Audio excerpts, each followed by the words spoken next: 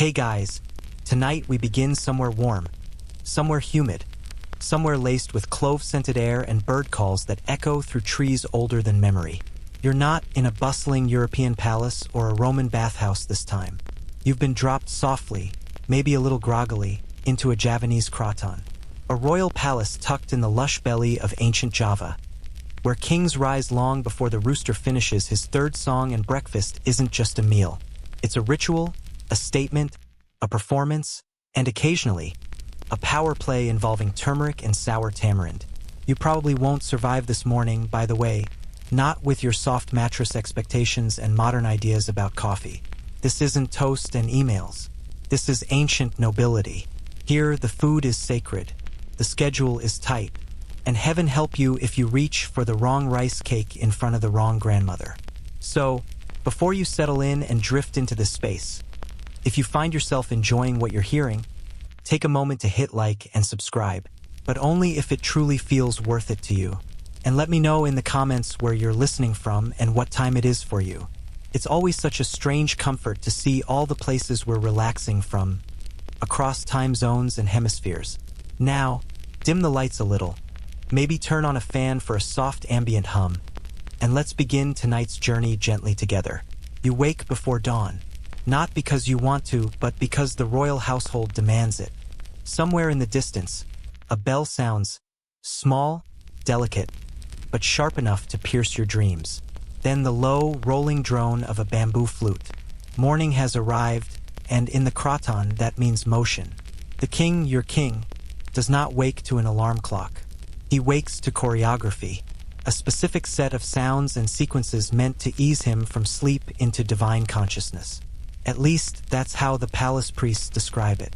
In practice, it's a mixture of half-sung prayers, sandalwood smoke, and very quiet bustling from very stressed servants. You are among them, or maybe you're just watching from a shadowed archway, barefoot on smooth stone, pretending to dust a statue while peeking at a moment few get to see. The royal bedroom is vast. Not cold, but cool. Stone walls shaded by tall thatched roofs and breezy cloth canopies that flutter like moth wings. The bed is a raised wooden platform, carved with symbols of fertility, balance, and cosmic alignment. The mattress, a tightly woven mat, layered with firm cotton and covered in cloth dyed with indigo and bark. Comfortable but not indulgent. Javanese kings weren't meant to be too comfortable. They were supposed to embody discipline, like a monk with gold rings. Priest waits at the threshold. He's barefoot, his robes yellowed with age and turmeric stains. In one hand, he holds a small offering tray, white rice, 3 petals of frangipani, a pinch of salt, and 1 hard-boiled quail egg. It's not for the king. Not exactly. It's for the spirits of the room. Spirits that must be greeted before breakfast is even a possibility. Just normal house rules. The king stirs. He doesn't speak yet. That would break the silence of the waking ritual. Instead, he allows attendants to approach with small bowls of scented water and a damp cloth to wipe his face. Then comes the combing. Yes, before breakfast, the royal hair must be tamed. The symbolic, order out of chaos, cleanliness before nourishment. Outside the chamber, the kitchen staff is already in a mild panic. Fires must be stoked, rice steamed just right, and no one dares undersalt the sambal. Not twice. Not since the infamous peanut sauce incident of 1253. You hear the murmurs of court astrologers shuffling into the side hall, carrying scrolls and hoping the stars aren't in retrograde. Because if they are, breakfast might get postponed. Again, historians still argue whether the morning wake-up sequence was always this theatrical or if it evolved into a royal performance over centuries. Some believe it began with simpler habits, basic grooming, light prayer, and grew elaborate as the Majapahit and earlier Salandra dynasties became more culturally intertwined with Hindu-Buddhist ceremonial traditions. Others think it was always this much. After all, if you're going to claim semi-divine authority, might as well stretch your pre-breakfast ritual out for an hour and a half. One curious detail about this whole waking ritual: the whispering of names. As the king rises, attendants softly murmur the names of his ancestors. Not loudly, almost under their breath, as if coaxing strength from the past.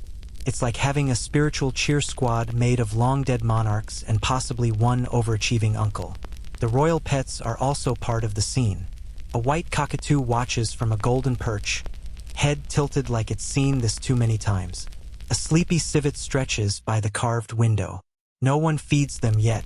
The king eats first. Always. Just before the real breakfast begins, a short meditation is led by the priest. The king sits cross-legged on a mat, hands resting on his knees, eyes half-lidded. You sit too, or at least pretend to if you're a servant. Eyes down, spine straight. Try not to sneeze. The incense is thick enough to coat your throat. There is something oddly peaceful in this stillness. The quiet, the symmetry, the way the early light filters through wooden slats in long golden shafts. It feels almost sacred, and maybe that's the point, because this is more than waking up. This is rising into identity, into power, into the role of a king who will be judged not only for his wars, but for how he takes his rice and who he shares it with. Soon, the bell rings again. This time, it signals transition, and just like that, breakfast begins. You follow the flow of silk and sandalwood as the king moves from his private chambers into the pavilion where breakfast is served. It's not a dining room in the modern sense. No walls, no chairs, no little jars of imported jam. It's an open-air space framed by intricately carved wooden beams, with the roof sloping low and wide like the wings of a resting bird. The floor is polished teak, cool beneath your bare feet, and you step with care because even the floor tells a story here. It's where princes once knelt, where dignitaries bowed, where a spilled bowl of coconut broth could end a career. The breakfast spread has already been arranged, not by servants, but by a small team of court-appointed food artisans who have been awake since long before the first bird began mumbling into the jungle dawn. Each dish has been chosen not just for flavor, but for symbolism. Every bite carries weight. The king doesn't just eat, he performs nourishment. And so do you if you're part of the ritual. At the center, a simple bowl of steamed rice. But not just any rice. This is Beras wangi, a fragrant variety with a floral note that drifts up to greet your nose like a tiny, invisible handshake. It's been steamed over woven pandan leaves, giving it a subtle green undertone and a texture so soft it makes clouds seem crunchy. The rice is sacred, a gift from Dewi Sri, the rice goddess. And in Java, you do not take rice lightly, or with your left hand. Beside the rice sit 3 side dishes, arranged with exacting geometry. A handful of boiled young jackfruit mixed with shredded coconut and spices, a pile of fried tempeh cubes soaked in palm sugar glaze, and a folded banana leaf packet of sambal, red, angry, and quietly plotting your doom. The king's favorite, a kind of spicy fish floss called abin, made from shredded freshwater eel caught from the royal ponds, then stir-fried with shallots, lemongrass, and the collective sigh of at least 6 anxious cooks. It's light, savory, and oddly comforting, like if jerky had feelings and a really good playlist. You notice that the king eats slowly, not lazily, deliberately. Each motion is controlled. Spoon, lift, chew, breathe. No talking. Not yet. There is a reverence to the way his hand moves from dish to dish, as if each bite seals some ancient covenant. And maybe it does. Food here is not just sustenance. It's diplomacy, religion, and court drama layered on a banana leaf. The smell is overwhelming in the best way. Sweet rice, sharp chili, earthy turmeric, toasted coconut. Your stomach growls, but you pretend it didn't. You're not here to eat, unless you're lucky, unless someone gestures. A nod from the king means yes. A nod from the wrong person means kitchen duty for a week. Historians still argue whether this kind of breakfast ritual was a daily affair or reserved for high ceremonial days. Some records suggest kings ate privately most mornings, while others describe elaborate dawn meals open to ministers, priests, and foreign guests. What's not debated, though, is that food and ritual were deeply entwined. You couldn't separate the two even if you tried. Not in a palace like this. Not with the spirits listening. One strange little footnote in a 9th century copper inscription mentions a morning pudding of ash and honey, which, if accurate, might have been some kind of charcoal-infused palm sugar dessert or possibly a very fancy way of saying, "We burned it and served it anyway." Either way, you're glad it's not on today's menu. A servant offers the king a clay cup of herbal tea. It's wedong jae, a gingery infusion strong enough to wake the ancestors, sweetened with palm sugar and infused with cinnamon bark and lemongrass. It steams in the cup like a gentle potion. He drinks it slowly. You can almost smell the heat just watching him. Then, without a word, the first sentence of the morning is spoken. Not by the king, but by his Pepiti, the chief advisor. A single sentence, soft and formal. A reminder of the day's auspicious alignments. Today, it seems, is a good day for trade agreements, archery, and possibly a discreet royal haircut. The king nods. Conversation begins. Quietly, respectfully, mostly about weather, land yields, and how someone's cousin saw a tiger near the pepper orchard. You try to follow, but your eyes keep drifting to the platters. New dishes arrive every few minutes. A salted duck egg sliced clean, yolk bright orange and creamy. Fried cassava with a hint of tamarind. Tiny skewers of grilled banana brushed with coconut oil and honey. You're starting to suspect the king might not actually stop eating. That perhaps the entire day is just one slow, continuous meal dressed in ritual and side-eye. But eventually a bell chimes again. 3 gentle notes. That's the sign. Breakfast is over. The king rises. His attendants quickly place scented water in his palms. He washes his fingers with practiced ease. No napkins. Just water, motion, and one small towel folded into the shape of a lotus. You blink and the dishes are gone. Not just cleared, vanished. Replaced by flowers and silence. The king steps away. Off to the next duty, whatever the stars and the papatan, the royal astrologers, decree. You remain still for a moment longer, the scent of ginger and grilled banana lingering in the warm morning air. Your stomach is still rumbling, but your soul, that's surprisingly full. You trail behind the royal entourage as they move toward the inner courtyard, where the air smells faintly of sandalwood, wet moss, and jasmine blossoms that have fallen like quiet confetti overnight. Breakfast is done, but digestion is only part of the morning's journey. Now comes the ritual of persawahan, a slow ceremonial stroll through the palace gardens and surrounding rice terraces. Not for exercise, of course. The king does not sweat. He surveys, blesses, observes, and occasionally picks a mango with surprising precision. The path is lined with stone tiles worn smooth by generations of royal sauls and barefoot priests. You tread carefully because this walk has meaning. Every turn of the foot, every passing bird, is read like a poem. The gardeners, yes, royal gardeners, have swept the ground in advance, not just for neatness but to leave a perfectly blank canvas of sand and leaf so the king's steps are the only marks. It's like watching a ritual in invisible ink. You pass a small pond with carp that could be older than your lineage. They gather at the surface, lazy and spoiled, mouths opening like opera singers who forgot their lines. These are palace carp. They know they're important. And if you ever doubt it, remember that one of the oldest surviving Javanese texts, yes, a stone inscription from the 10th century, actually includes a rule about not disturbing sacred fish in royal pools. Offenders, apparently, were fined in the form of grain or, this part's debated, perhaps had to recite 100 lines of poetry about proper carp etiquette. Historians still argue whether this morning stroll was genuinely daily or more of a scheduled performance for visiting dignitaries. Some scholars believe that the walk doubled as a subtle inspection of the court's inner workings, who bowed deepest, who whispered too much, who didn't show up at all. Others claim it was spiritual in nature, a ritual reenactment of a king's duty to be in harmony with the land. Either way, here you are, following in silence behind a monarch who wears batik robes that shimmer with hand-painted scenes from epic myths. One pattern shows the churning of the cosmic sea. Another depicts a mountain made of gold, guarded by a talking rooster. The symbolism is thick enough to trip over. And no, you're not allowed to ask questions. Just admire, and try not to sneeze. The king pauses beside a stand of sugar palms. An attendant hands him a folded fan made from woven bamboo strips and bird feathers. He waves it once, twice, then stops, He's looking at something. You lean slightly to see.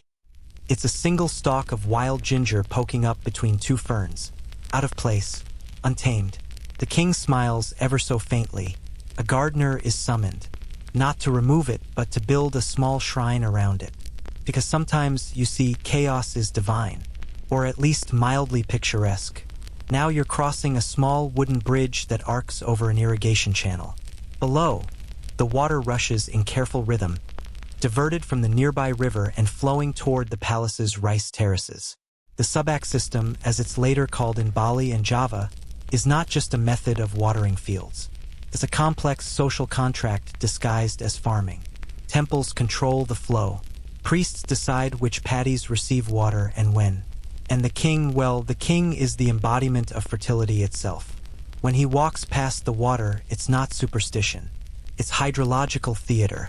There's a brief stop near a sacred tree, a banyan with roots like ancient fingers gripping the ground. The king bows his head. Just once. A priest offers incense and a quiet chant. You follow suit because everyone else is doing it, and also because this tree is rumored to house a spirit who once scared an ambassador into losing his lunch mid-negotiation. Whether that's true or not, no one cuts the branches. Ever. Near the edge of the gardens, something unexpected. A row of tiny clay figurines placed in the dirt along the path. You blink. Are they toys?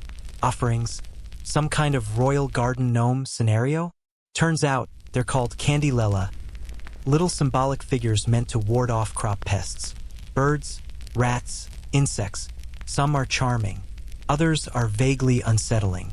One has the head of a goat and what appears to be a cheerful human smile. The logic, apparently, is to confuse and terrify small creatures into leaving the harvest alone. You quietly make a mental note to try this in your own garden someday. And then you reach it, the rice terraces, carved into the hillside like steps for giants. They shimmer in the morning light. The paddies are not just fields. They're sacred spaces, reflections of heaven, symbols of order imposed on wildness. Each level is fed by channels carefully dug generations ago, adjusted with stones and bamboo sluices by farmers who knew exactly how much water a stalk of rice needed to thrive. The king descends into the fields, robes lifted just slightly so they don't soak in the mud. He kneels, places both hands in the earth, and murmurs a blessing. This part is not for show. This is serious, because in ancient Java, the king's connection to the land isn't metaphor. It's mandate. If the harvest fails, people don't just blame the weather. They blame him. The priests chant softly behind you. The farmers watch from a distance, eyes low, but you can feel their attention. The ceremony is simple. A pinch of rice scattered, a splash of scented water, a single blossom tucked into the furrows. The king rises. The morning is almost over. You walk back slowly, the sun climbing higher, the scent of wet soil and ginger lingering in your nose. The sacred walk, it seems, has done more than stretch your legs. It's reminded you that in this world, nothing is just food, or water, or soil. Everything is story, even breakfast. Back within the cool shade of the inner palace, your feet brush against smooth stone as you return from the sacred gardens. The morning sun now glints through latticed windows, casting soft geometric shadows across the polished floors. But while your legs are grateful for the rest, your stomach might soon be regretting it, because the next course of the royal morning isn't food or fanfare. It's medicine. You follow a servant down a narrow corridor lined with woven tapestries and bronze mirrors, each more ornate than the last. At the end of the hall is a small open-air pavilion surrounded by flowering frangipani trees. And there, sitting in a squat clay bowl, is your fate for the next few minutes. A steaming concoction the color of pond water and the consistency of regret. Welcome to the king's jamu ritual. Jamu is not a single drink, but an entire medical philosophy. A sprawling herbal tradition that spans everything from beauty potions to digestion fixes to, shall we say, royal virility boosters. And this morning's blend? It's a favorite of the king. Turmeric, tamarind, galangal, and just a whisper of something bitter that makes your teeth vibrate in mild protest. You're offered a small gourd cup. You sip, and immediately regret every decision that led to this moment. But it's good for you, supposedly. The turmeric reduces inflammation, the tamarind aids digestion, the galangal sharpens the mind, and that bitter edge? That's sambuloto, a plant so astringent it once made a courtier pass out mid-sentence. It's rumored to kill intestinal parasites and revive flagging energy, though it might also murder your taste buds. Historians still argue whether jamu recipes were standardized across the kingdom or passed down orally through specialized healer lineages. Either way, the results were legendary and also very yellow. Your fingernails may now glow faintly in the dark. After the jamu, a bowl of cool water infused with kaffir lime leaves is offered. You rinse your hands, your mouth, your sense of dignity. Then an attendant brings a small clay tray of dried betel leaves, lime paste, and areca nut. Chewing this mixture is a courtly habit, not just a stimulant, but a social ritual and a dental decoration all in one. Your lips might stain red, your tongue might tingle, and your jaw will definitely get a workout.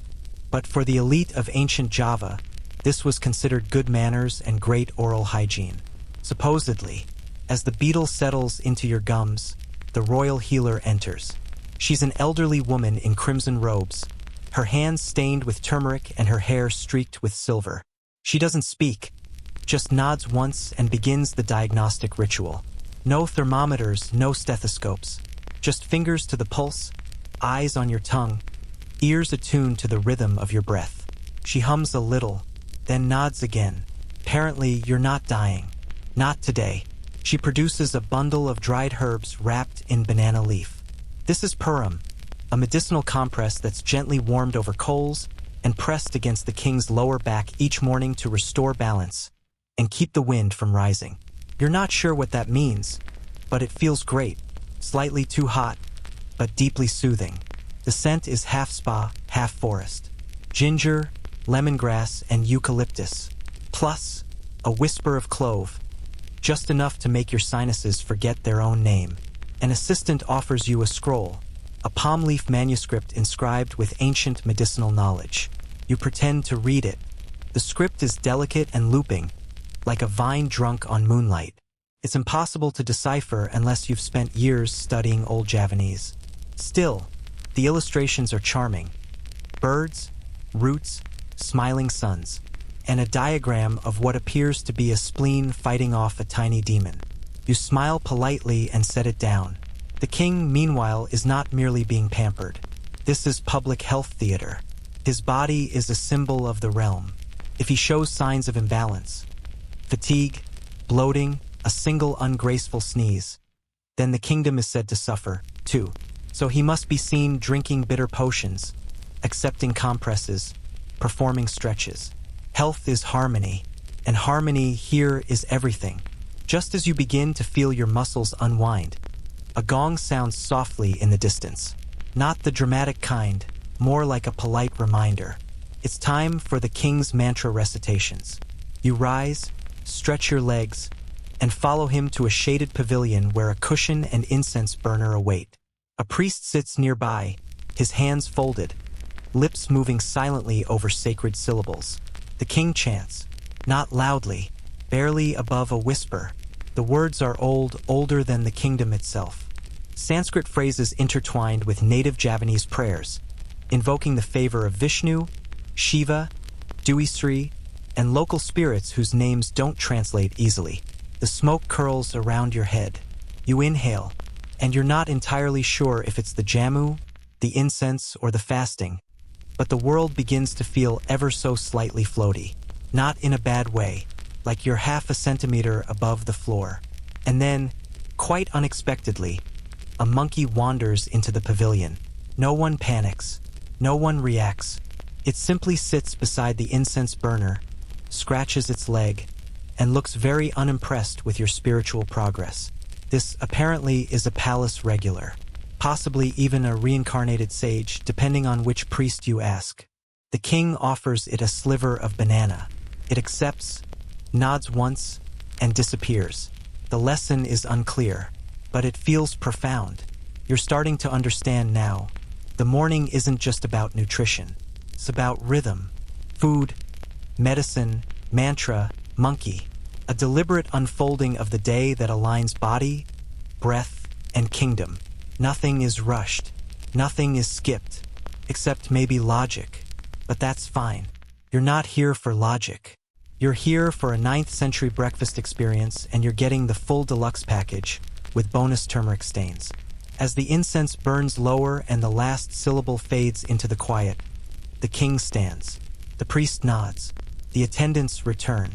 Somewhere nearby, you hear the sound of rice being stirred, spices being ground, and laughter, soft and fleeting, echoing down a tiled hallway. The day is just beginning, and your body, saturated in herbs, jamu, smoke, and semi-dignified chewing leaves, is oddly ready. The chanting is over. Your tongue still tastes faintly of turmeric and betel nut. Your breath could probably ignite a sandalwood candle from 5 feet away. But your body somehow is at peace, which is convenient because breakfast is finally on its way. Not a moment too soon.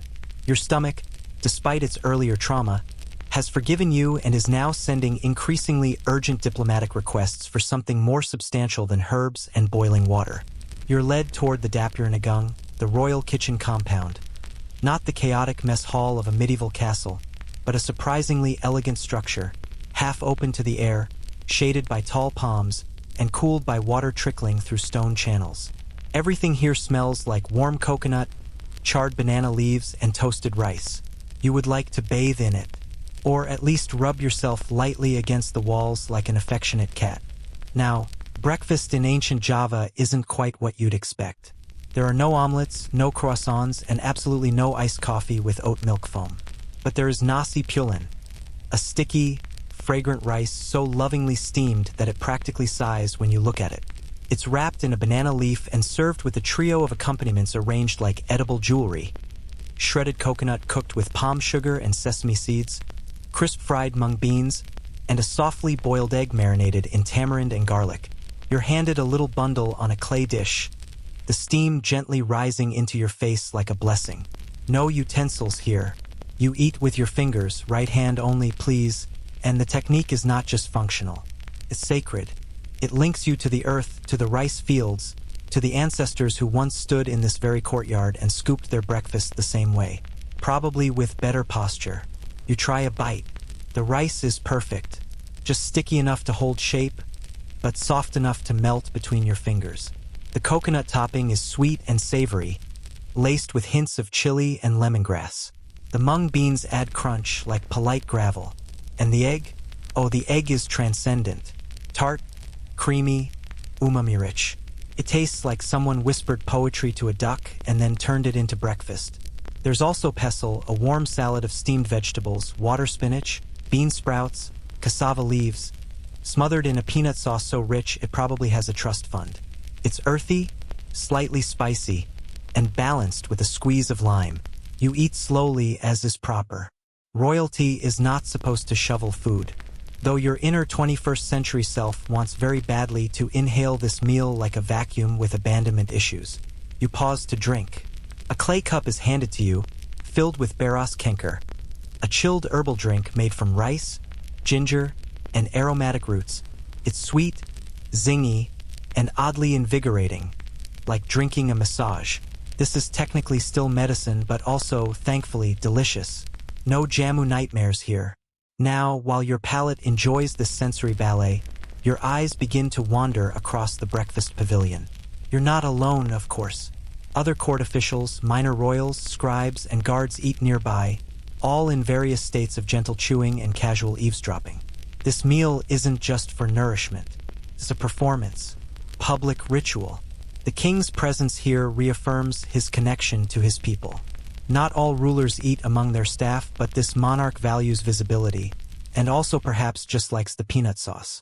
There's laughter as someone spills a handful of rice. A servant scurries over with a cloth. A musician nearby plucks a slow melody from a bamboo zither, gambang, creating a soft soundtrack for your chewing. It's oddly calming, like your mouth now has a theme song. In the distance, a rooster crows indignantly late. Someone tosses it a coconut scrap. A dog chases a chicken. The chicken wins. And somewhere near the gate, A new arrival dismounts from a horse with such dramatic flair that you're fairly sure he's either a royal cousin or a very enthusiastic actor. This kind of thing happens often. Everyone pretends not to look.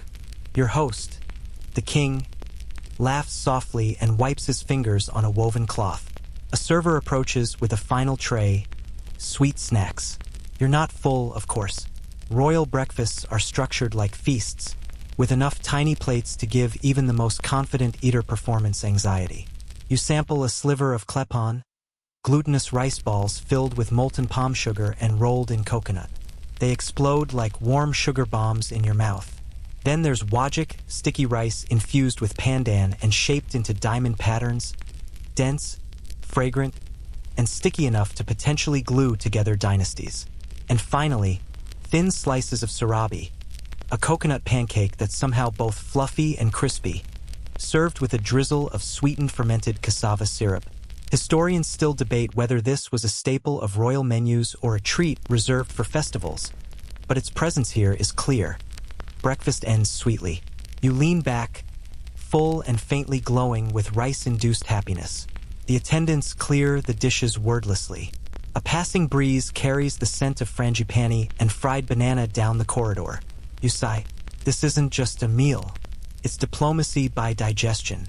Every flavor, every texture, is part of a larger conversation between nature, kitchen, and throne. The royal court doesn't just eat. It participates in an edible philosophy. And the cooks? They're nowhere to be seen right now, but you know they're watching. Always watching. In ancient Java, the kitchen staff were part priest, part scientist, part stage manager.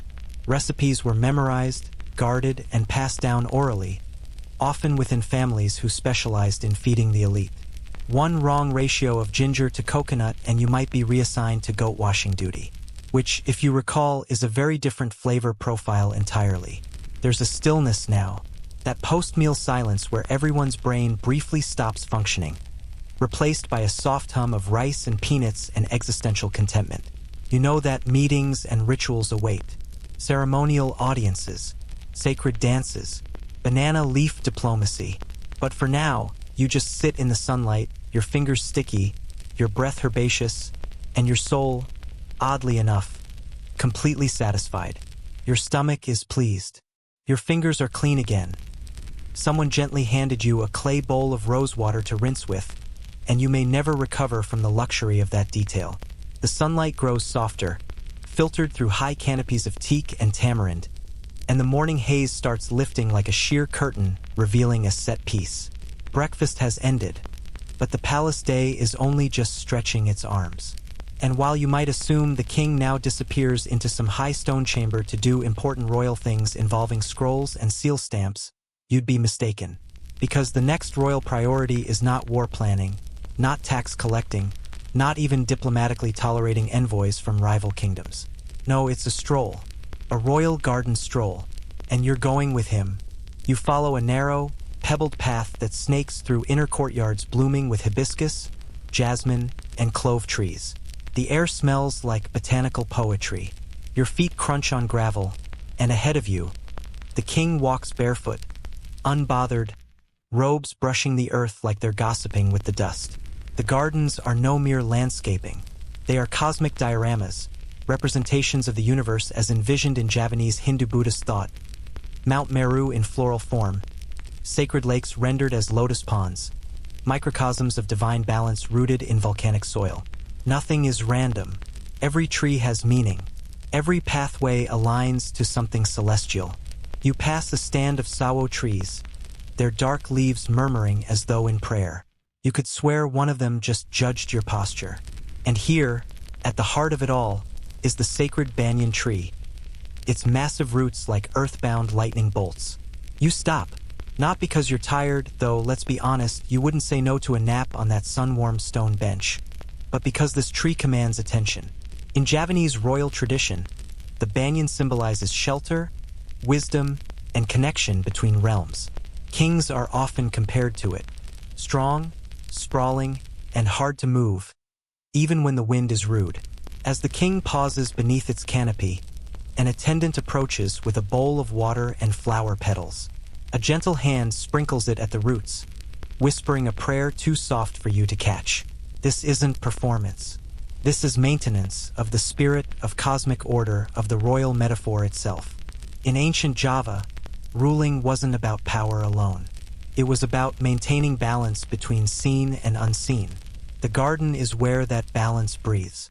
Now, while historians agree that Javanese palace gardens served spiritual, political, and aesthetic roles, they still debate whether certain features, like the sunken water temples or hidden meditation alcoves, were symbolic or strictly functional.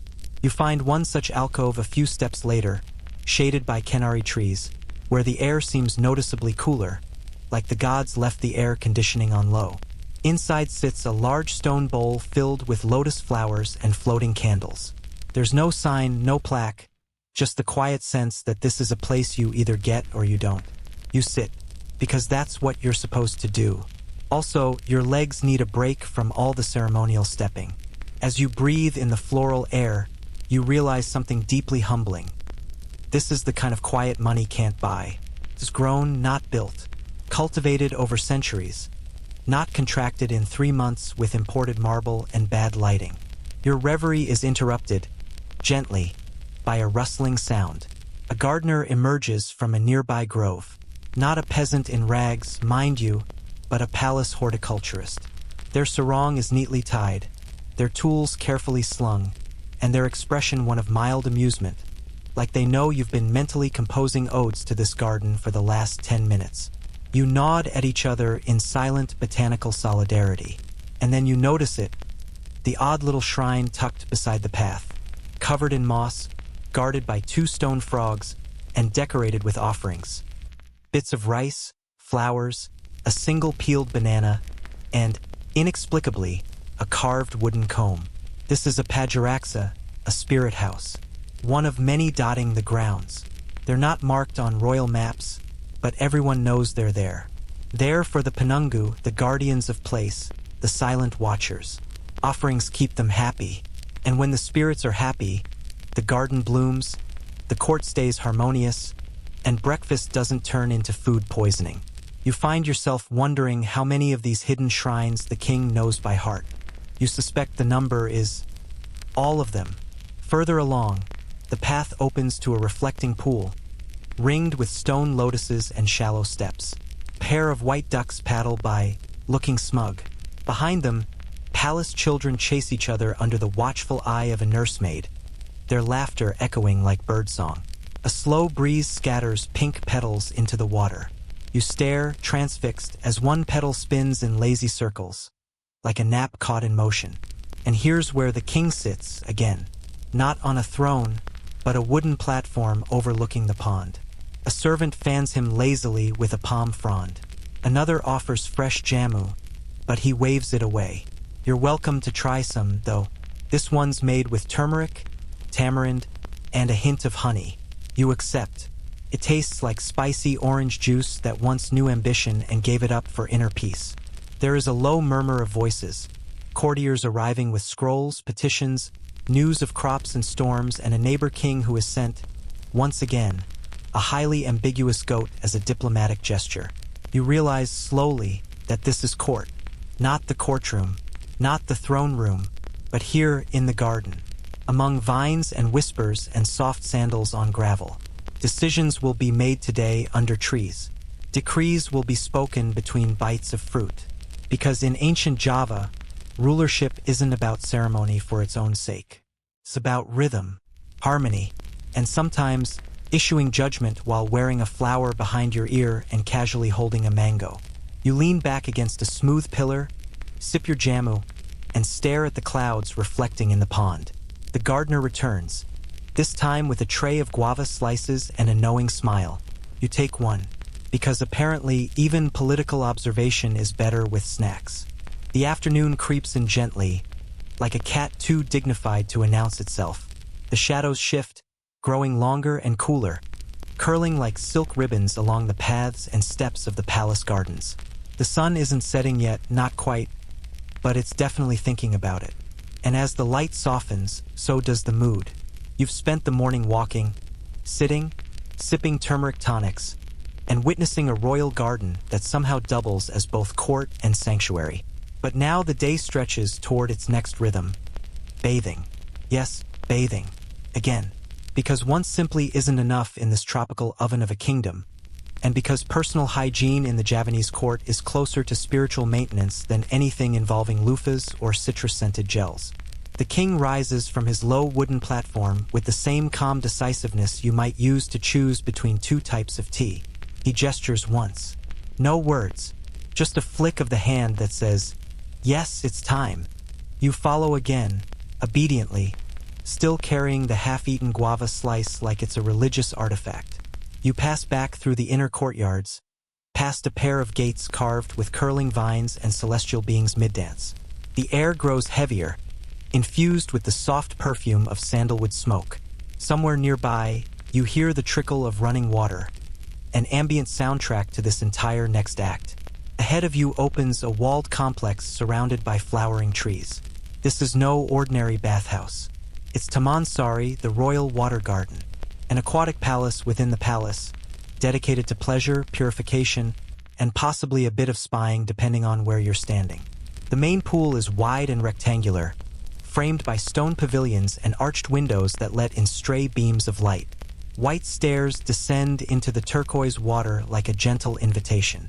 Carved spouts shaped like mythological creatures pour in fresh spring water, so clear you can see the mosaic patterns at the bottom.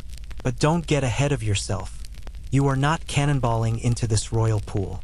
Not unless you want a swift demotion to the mosquito ditch. Bathing here is an art form, a ritual, a moment of transformation.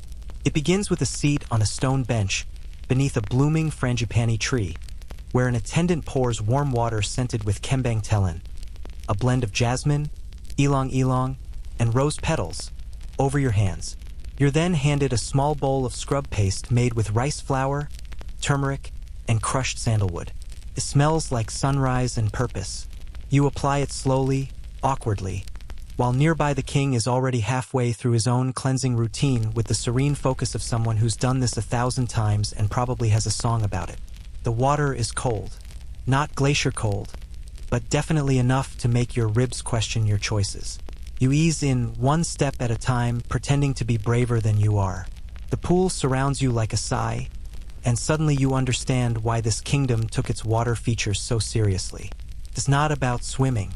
It's about being held by the water, by the moment, by the stillness that finally quiets your chattering, overstimulated modern brain. As you float there, eyes half closed, hair slightly frizzy from humidity, you overhear the gentle murmurs of nearby attendants discussing bathwater temperatures, flower arrangements, and the recent misbehavior of someone's cousin's goose. You learn that goose gossip is serious business here. And here's where things get a bit more complicated, historically speaking. Some scholars believe the Tamansari water gardens also served as royal retreats, places where the king might receive guests in secret or escape the formalities of the court. Others argue that parts of the complex, especially the more secluded pools, were used exclusively by the royal wives and concubines, and that male guests, like you, would never be allowed near them. Of course, you're not in the secluded pools. You're in the general area, still considered sacred, still stunning enough to make most modern spas look like sad gym locker rooms. You paddle a little toward a shallow ledge, where flower petals cling to the surface like lazy butterflies. Overhead, a breeze stirs the hanging vines, and you realize, this is the part of the day when time stops pretending to matter. A bell chimes somewhere beyond the stone walls.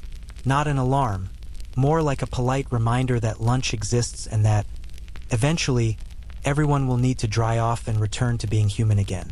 You climb the stairs slowly, dripping in the most dignified way possible. A servant approaches with a linen towel that smells of lemongrass and sun. You're handed a fresh kemban, a wrap of batik cloth that leaves one shoulder bare and your dignity mostly intact. The king sits again on a shaded bench, hair wet, eyes calm, and smiles slightly. Maybe at you. Maybe at the frangipani tree. Maybe because the goose story has taken a surprising twist. Either way, it's time to move. As you leave the bath complex, the air hits your skin like silk. You feel lighter, not just cleaner, but deglitched. like someone pressed refresh on your soul. And just when you think the sensory overload might finally let up, you're led into another chamber, this one cooled by thick stone walls and scented with clove oil. Here you are served a warm drink made of pandan leaf, ginger, palm sugar, and a hint of lime. Tastes like a lullaby. You sip, you exhale, you exist. And now comes the part of the day where lunch appears. But not rushed. Not grab a sandwich and stare at your phone lunch. This is palace lunch. A slow, sun-dappled affair under shaded pavilions, where the food arrives in quiet procession and no one raises their voice unless it's to compliment the pickle. You glance sideways at the king, who nods once, like a man perfectly satisfied with the way this day is unfolding. You try to mimic the same energy but with slightly less grace and a lot more leg cramps. Your towel's slipping. Your dignity is holding on by a thread of batik. And yet, you wouldn't trade this for 1,000 air-conditioned lunch meetings. You are somehow exactly where you're meant to be, somewhere between sacred pools, spicy tea, and royal gardens that don't care how many emails you have waiting. Lunch begins not with a clatter or a shout, but with the soft thud of banana leaves being unfolded. The smell arrives before the dishes, aromatic, complex, confusing in the best possible way. You've barely dried off from your dip in the royal pool when you're escorted to a shaded pavilion lined with low wooden tables, every one of them gleaming with lacquer and decorated with floral motifs carved so finely it's like they were stitched from wood rather than chiseled. You sit cross-legged, again, and try not to grunt like an injured goat. The king takes his place on a slightly higher platform, a comfortable cushion behind him, a bowl of lime water placed within arm's reach for the hand-washing ritual that marks the start of every proper Javanese meal. No forks, no spoons, just fingers, ceremony, and a lot of things wrapped in leaves. A servant approaches carrying a wide, woven tray loaded with small, steaming bundles. These are not meals as you know them. These are edible presents. Little pyramids of banana leaf folded with engineering precision and sealed with slivers of bamboo. Inside, rice. But not just rice. You've got turmeric rice, sticky rice, rice mixed with coconut milk, and something suspiciously purple that smells like toasted sesame and sugar. This, you learn, is nasi megono, a royal breakfast-lunch hybrid made with young jackfruit, grated coconut, and a spice mix so elaborate it requires its own assistant. It's hearty, warm, and just a little spicy, and somehow manages to taste like both celebration and nap time. You chew slowly, trying not to audibly hum with approval. Next comes a clay pot of sayur lodeh, a coconut milk stew with eggplant, unripe banana, and long beans that stretch across the bowl like sleepy serpents. The broth is pale and creamy with streaks of chili oil floating on the surface like lazy koi. The aroma alone could trigger a food memory you've never actually had. There are pickled things, radish, cucumber, and green mango. There's a plate of fried tempeh, crunchy on the outside, soft on the inside, and somehow both smoky and nutty. One of the royal cooks gives you a look that seems to say, yes, that was fermented on purpose. The king eats with a kind of meditative stillness. You mimic him poorly, trying not to inhale your food like a dehydrated squirrel. A few of the nobles glance your way, amused. One raises an eyebrow as you fumble a ball of sticky rice and accidentally catapult it onto your own lap. Dignity is a daily battle. To drink, there's beras kenker, a golden herbal tonic made from rice, ginger, and galangal. It's tangy, a little sweet, and carries a warming kick that hits you halfway through the swallow. It's said to boost stamina, sharpen the mind, and confuse any lurking spirits that might be tempted to haunt your digestion. The jury's out on whether it works, but you feel unusually alert and mildly tingly, so maybe that's a good sign. Now, just when you think you've reached peak fullness and can respectfully bow out with a polite burp and a nap under a palm tree, dessert arrives. Not just one, but 3 kinds. First, there's klepon, glutinous rice balls filled with melted palm sugar and rolled in fresh coconut shavings. Bite into one and it erupts in your mouth like a sweet little lava explosion. A sticky trap, but you don't even mind. Then comes dadar gulung, a bright green pancake dyed with pandan leaf juice and stuffed with sweetened grated coconut. It's chewy, tropical, and tastes like what you'd imagine happiness might smell like in a rainforest. And finally, a simple bowl of fresh papaya and jambu, rose apple, served with a sprinkling of powdered chili salt. You blink at it, your taste buds brace, but one bite in and you're hooked. It's sweet, spicy, crunchy, and refreshing. Your stomach whispers, "Okay, one more bite," while your waistband whispers, "Absolutely not." Between bites and sips, the conversation among the nobles remains gentle. No one debates politics or trade policies. No one screams about palace renovations. It's just a leisurely stream of compliments, family updates, and the occasional poetic musing about rain patterns. You're not expected to contribute, which is good, because you're currently chewing so much pandan leaf that you're halfway to photosynthesizing. And here's a curious bit that might surprise you. In the Javanese court, meals weren't just about nourishment. They were performative, a reflection of cosmic harmony, social order, and individual discipline. Eating was part of a cycle of balance and offering, not indulgence. The king wasn't just having lunch. He was, in theory, maintaining the spiritual equilibrium of the kingdom with every bite. No pressure. Historians still debate whether every king adhered to this interpretation or if some were just really into fried tofu and poetry. Some records suggest kings held public feasts to reinforce alliances, display wealth, and appease restless nobles. Others point to more introspective dining rituals, particularly among kings who practiced a blend of Hindu-Buddhist asceticism and courtly luxury. Did the king dine with 100 guests or in near solitude, meditating between spoonfuls of opar ayam? The records vary, the spice levels do not. After the final bowl is cleared and the banana leaf scraps are tidied with bamboo tongs, a servant once again offers lime-scented water for hand-washing. You oblige, and notice the faintest streak of turmeric still staining your thumb. A golden badge of honor. The breeze shifts. Somewhere in the trees, a bird you can't identify lets out a call that sounds like someone imitating a flute with their nose. The conversation fades into murmurs. And then, as though the universe itself has decreed it, everyone simply stops. Because it's nap time. Not a joke. A real, palace-sanctioned, socially acceptable moment of post-lunch stillness known as tetera. The equivalent of a royal siesta. The king reclines slightly. A cushion appears under your elbow, seemingly from nowhere. A curtain flutters in the wind, casting dappled shadows across the marble floor. You exhale. You close your eyes. You are full, sun-warmed, and mildly high on ginger and pandan. Welcome to the lull. You wake up not with a start, but with the faintest suggestion that time has gently moved on without you. The nap, brief but oddly restorative, has done its job. You sit up slowly, muscles softened by idleness, and glance around the pavilion. Most of the others are still half reclined, in that peculiar post-lunch trance that hovers between digestion and enlightenment. The king stretches his neck, gracefully, of course, and gestures faintly to a servant. It's time for the afternoon rites, but you're not heading to another feast or lecture.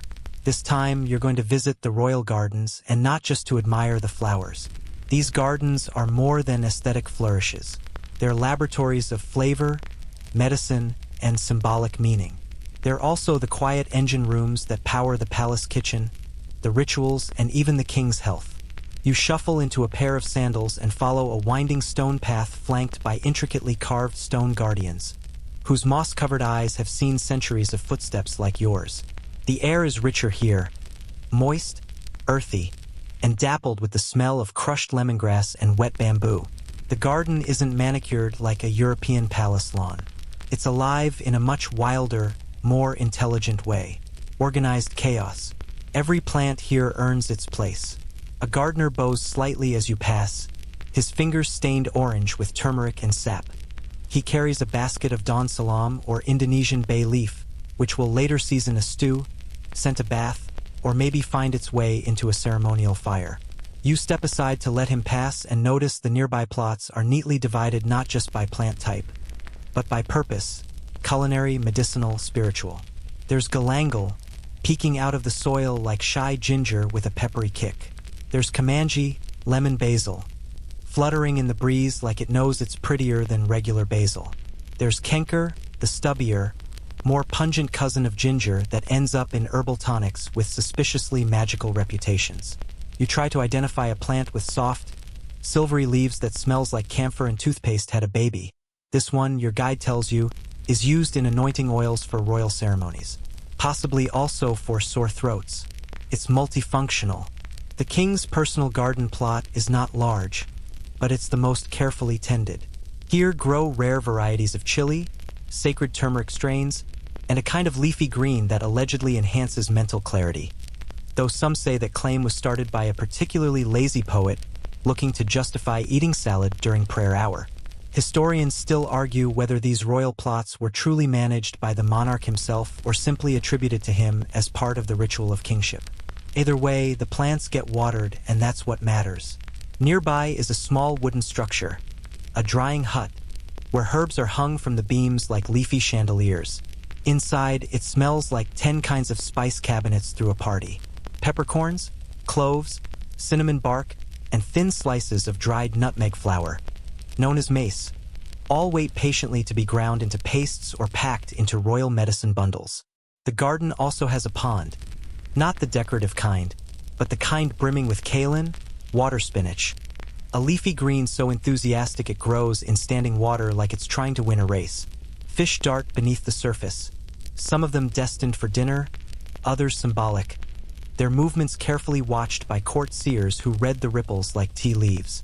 Apparently, if a certain fish swims in a circle before sundown, it's a good day to start a war, or get married, or possibly both. A young court herbalist, robes smudged with ash and chlorophyll, pauses to show you a bundle of recently gathered roots. These will be used for a tonic called jamu pahitan, a famously bitter drink consumed by warriors and kings who need to cleanse their systems of, well, something. The exact ingredient list is a closely guarded secret, but it smells like someone tried to ferment courage and forgot to add sugar. You're offered a taste. You decline with what you hope is a regal shake of the head and not a look of sheer terror. And now, a quieter corner of the garden, shaded by towering sawo kesek trees, whose small, brown fruits are eaten by those seeking calm. Beneath these trees, the palace scribes sometimes gather for inspiration, and it's said that poets who sit here too long risk writing epics about fruit and weeping uncontrollably about the beauty of soil. You take a seat anyway. The breeze is too inviting to resist. Somewhere nearby, a bird trills a 6-note tune that sounds exactly like it's mocking you. Then your guide gently leads you toward a low stone altar at the edge of the garden. Offerings have been left here. Bowls of rice, a single flower, a splash of coconut milk. This is for Dewi Sri, the rice goddess. No royal meal, garden, or harvest is complete without honoring her. You bow your head instinctively, even if you're not sure why. Some part of you understands that this is where nourishment begins. Not in the kitchen, not in the palace, but in this leafy sanctuary where soil and spirit meet. On the way back, you pass a narrow bed of creeping vines that seem to be covered in small green fingers. They're petai, also known as stink beans. The name isn't wrong. They smell like fermented onions and regret. But in royal stews, they add a pungent note that somehow elevates everything else. You make a mental note to try one later, maybe with a nose plug. As the garden path winds back toward the palace courtyard, the late afternoon sun slants low, casting golden light through the tall alung-alung grass. You hear the distant thump of drums signaling the end of the Terror period. Time to re-enter the world of humans, kings, and spice-soaked diplomacy. And you realize that was no casual stroll. That was a masterclass in Javanese sovereignty. In this world, to rule is to eat, to plant, to offer, and to wait for the chili to bloom before declaring war. Not a bad system, all things considered. You return to the palace grounds just as the light starts shifting toward that honeyed, sleepy gold. An hour where time stretches itself like a cat, yawning into dusk. The drums have stopped. The courtyard is quieter now, touched by the calm that comes when people start wondering what's for dinner, but haven't yet said it out loud. But you won't be heading to another feast just yet. No, first comes something far more essential and far more revealing. The royal kitchen. Not the dining hall. Not the throne room, the kitchen. the living, clanging, aromatic heart of the entire palace. Because if you want to understand what ancient Javanese kings truly valued, you look not at what they wore, but what they cooked. Or more accurately, what they had armies of highly trained specialists cook for them. You're led down a gently sloping path toward the kitchen complex, which is much bigger than you'd expect. It's not just a single room with a smoky hearth. It's a network of open-air pavilions and enclosed huts, each with its own specialty. Some focus on rice, others on meat, fish, sweets, and sauces. Some just handle the coconuts. A few of the more mysterious-looking cooks work in the back. These are the ones who prepare ritual foods, sacred blends not meant to be tasted by just anyone. The first thing you notice? The smell. And not just good food smell. This is a layered, textured experience. Steam, spice, charcoal, tamarind, coriander, burnt sugar, roasted coconut, banana leaf, and the faint tang of fermented shrimp paste sneaking up from somewhere. It smells like history, and lunch made a very compelling baby. You approach the rice pavilion first. Large clay stoves glow with smoldering embers, and gigantic woven baskets are stacked atop pots. Steaming batches of baras mera, red rice, baras hitam, black rice, and baras puti, white rice. But these aren't your standard scoops of plain rice. They're steamed with pandan leaves for fragrance, sometimes mixed with coconut milk, occasionally dyed pink or green with natural colorants from flowers or leaves. The royal rice for breakfast, you're told, was sometimes triple layered, a tower of differently flavored rice, symbolizing cosmic balance, not exactly your average porridge. Historians still argue whether this was symbolic food for ceremonies or just a monarch's idea of a balanced diet. Either way, it took 3 cooks and 2 hours to make. Next, the coconut pavilion. Yes, an entire area just for coconuts. You see young boys using flat blades to grate coconut flesh into giant piles. Others press it into coconut milk. Some boil it down into kental santan, a thick, rich version used in stews. Coconut oil glistens in shallow bronze bowls, ready to fry fritters or anoint offerings. Even the husks are saved to fuel fires. No part of the coconut is wasted. It's the MVP of the palace pantry. You pause to watch one cook making serending, a kind of magical toasted coconut topping that tastes like coconut, fried shallots, and good decisions. It's usually served over sticky rice or as a crunchy garnish on royal chicken dishes. You're offered a pinch. Tastes like crispy joy. Then comes the spice shed, a quiet but intense place. Here, a team of women in dark batik wrap around skirts grind spice pastes with heavy stone mortars. No metal tools, just stone, elbow grease, and centuries of inherited technique. There's chili, shallot, garlic, turmeric, galangal, lemongrass, candlenut, coriander, and something that smells suspiciously like happiness. The woman in charge, likely the equivalent of a head chef, but with far more spiritual authority, nods at you and explains how each paste has a direction. Some heat the body, others cool it. Some are for celebration, others for grief. Some pastes, like bamboo rujak, walk a fine line between sweet, sour, and violently spicy, and are reserved for dishes meant to awaken the palate before important decisions. You can't help but imagine a king tasting something with an unexpected kick and instantly deciding to cancel a war. Not far off, the dessert pavilion feels like you've stepped into a warm sugar dream. A group of cooks is rolling glutinous rice dough into perfect spheres and stuffing them with palm sugar before boiling them until they become klepon, sticky, chewy, sweet, and coated in shredded coconut. Each bite is a hidden reward. In a monarchy, it turns out even desserts have suspense. Nearby, delicate dadar gulung, green pandan crepes filled with sweetened coconut, are laid out like edible scrolls. Some are so finely made they look like fabric. One chef jokes that the queen once demanded hers be rolled with the same precision as a royal decree. It's unclear if he's joking. You wander over to the fish station next. Large freshwater catfish are being grilled slowly over embers, brushed with turmeric and salt, while smaller fish, often caught in palace ponds, are fried crisp and set aside for breakfast platters. Fish in ancient Java wasn't just protein, it was a message of balance and seasonal prosperity. And also, it goes very well with chili paste. Meat is less prominent, not because it wasn't eaten, but because it wasn't daily fare. Chicken appears more often than beef, usually in stews like opar ayam, a creamy coconut chicken dish scented with lemongrass and coriander. Royal beef dishes are often reserved for rituals or feasts, cooked slowly in spice blends until tender enough to be eaten with only a spoon and a noble disposition. You pass by a small side hut. No fire, no boiling pots, just tall jars and woven containers. Fermented foods, salted fish, shrimp paste, soybeans turned to tempeh, and sticky black rice wine bubbling gently in a gourd. You hesitate near a jar that smells like feet but is apparently sacred to a particular celebration in the rainy season. You don't ask too many questions. By now, your senses are almost overwhelmed. You've tasted, smelled, and seen more than a dozen processes, and the whole thing feels like a sensory orchestra tuned by centuries of monarchs who understood that power didn't just sit on a throne. It simmered in a pot, was ladled with care, and sometimes served in a banana leaf. A bell rings, not a harsh clang, but a gentle melodic chime.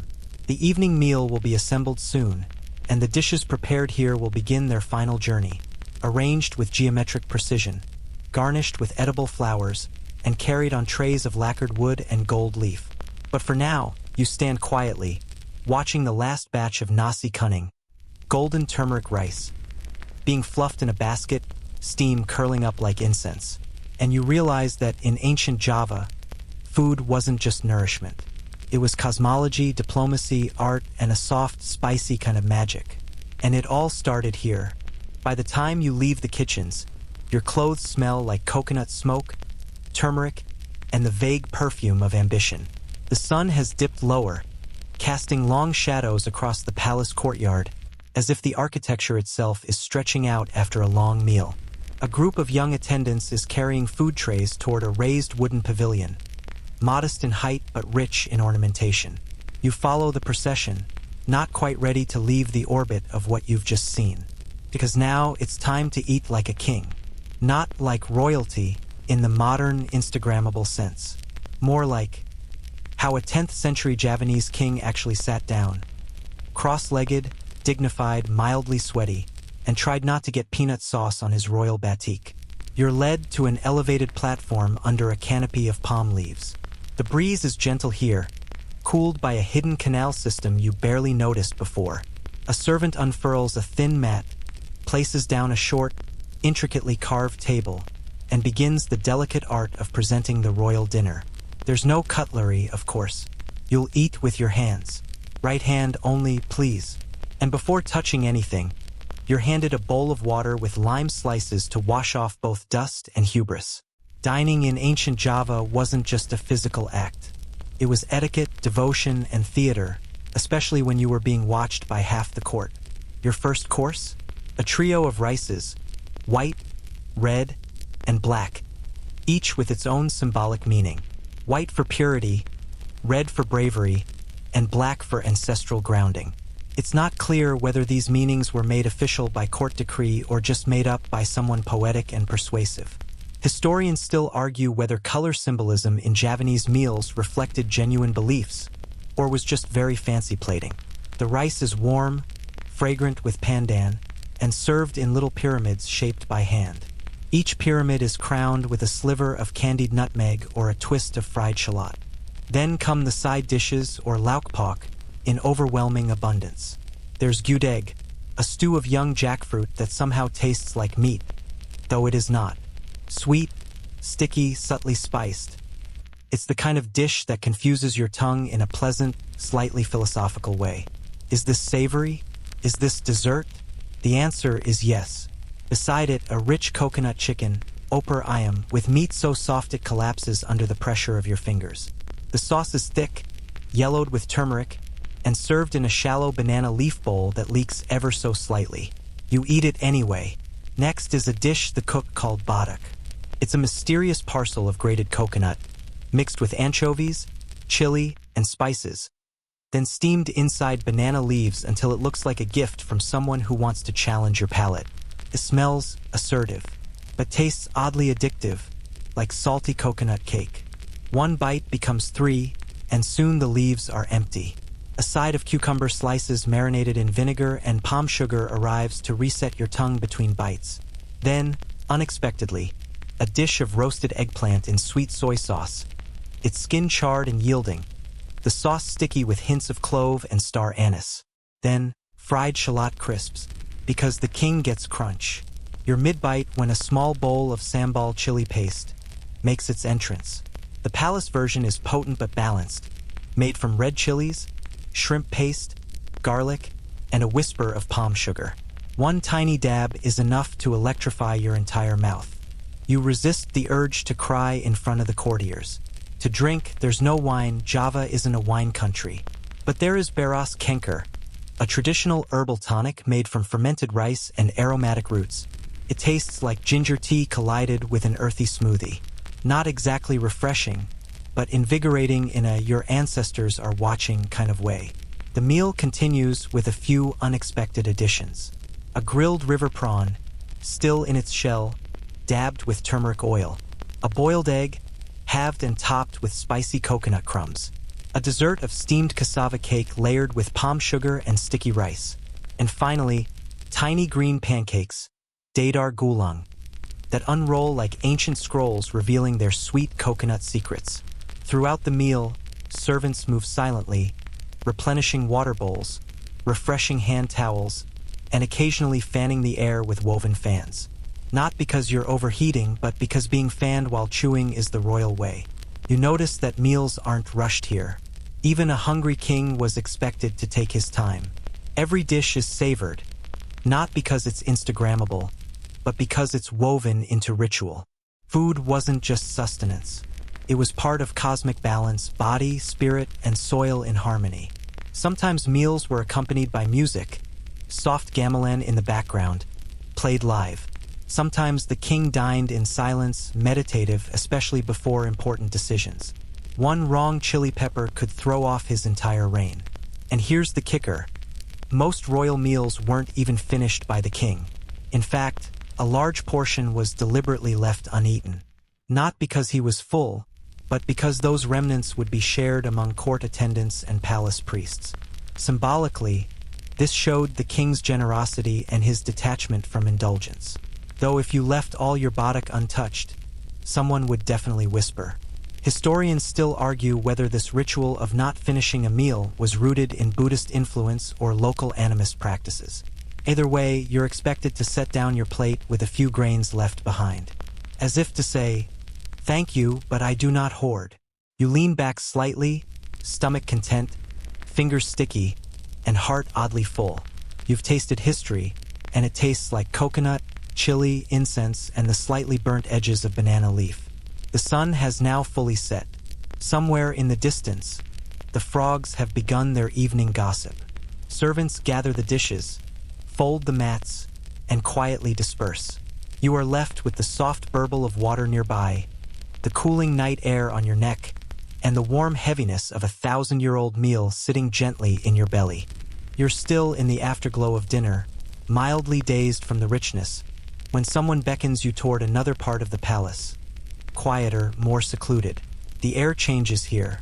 It's cooler, shadowed by dense trees, and carries the scent of wet stone and jasmine. You pass through a narrow walkway flanked by stone guardian statues, moss-covered, half smiling, half warning, and realize you're entering the king's private gardens. But this isn't Versailles. It's not trimmed hedges and marble fountains. This is Java, and royal gardens here are wild in a deliberate way, more like curated jungle temples than symmetrical flower beds. These gardens weren't for decoration. They were sacred, medicinal, and occasionally political. Every tree planted with purpose. Every vine allowed to grow in its peculiar direction because some royal advisor once claimed it aligned with the spirit of the east wind. At the center of it all, a bathing pool, stone-lined, fed by a spring that bubbles so gently it might be humming.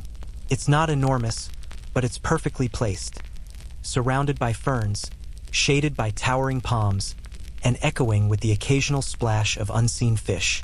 It's evening now, and the light of oil lamps flickers off the water's surface like a dreamy mirage. This is where the king would come after meals, to soak, meditate, and remind his royal joints that they, too, deserved kindness. And you?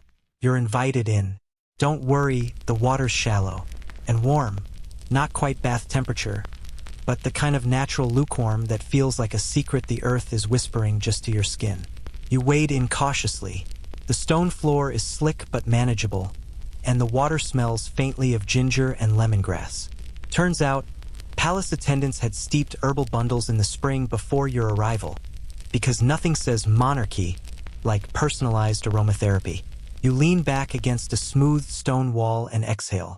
Somewhere above, fireflies begin their silent ballet, blinking in no particular rhythm but somehow always in time. The frogs continue their gossip from earlier, possibly commenting on your clumsy entry into the pool. It's here, in the half-submerged quiet, that you begin to understand what this space really was. A royal refuge, a place where the king could listen, not to advisors or ministers or worried priests, but to the wind, the trees, the steady pulse of his own breath. It said that these pools weren't just for physical relaxation. They were used in rituals, cleansing before ceremonies, symbolic baptisms before major political decisions. Some texts even suggest that water collected here was mixed with holy herbs and used to anoint heirs. Historians still debate whether these pools were purely secular or held shamanic significance tied to ancient animist beliefs. The plants around you are more than decoration. There's turmeric growing near the base of the trees, its broad leaves slightly curled. A patch of Comanche, lemon basil, releases a sweet tang whenever a breeze stirs it. And in a shaded corner, nearly hidden behind a fern, a stand of Syrah vine's betel leaves, used in rituals, medicine, and royal chewing habits. Yes, chewing. Betel chewing was a royal pastime and a social ritual.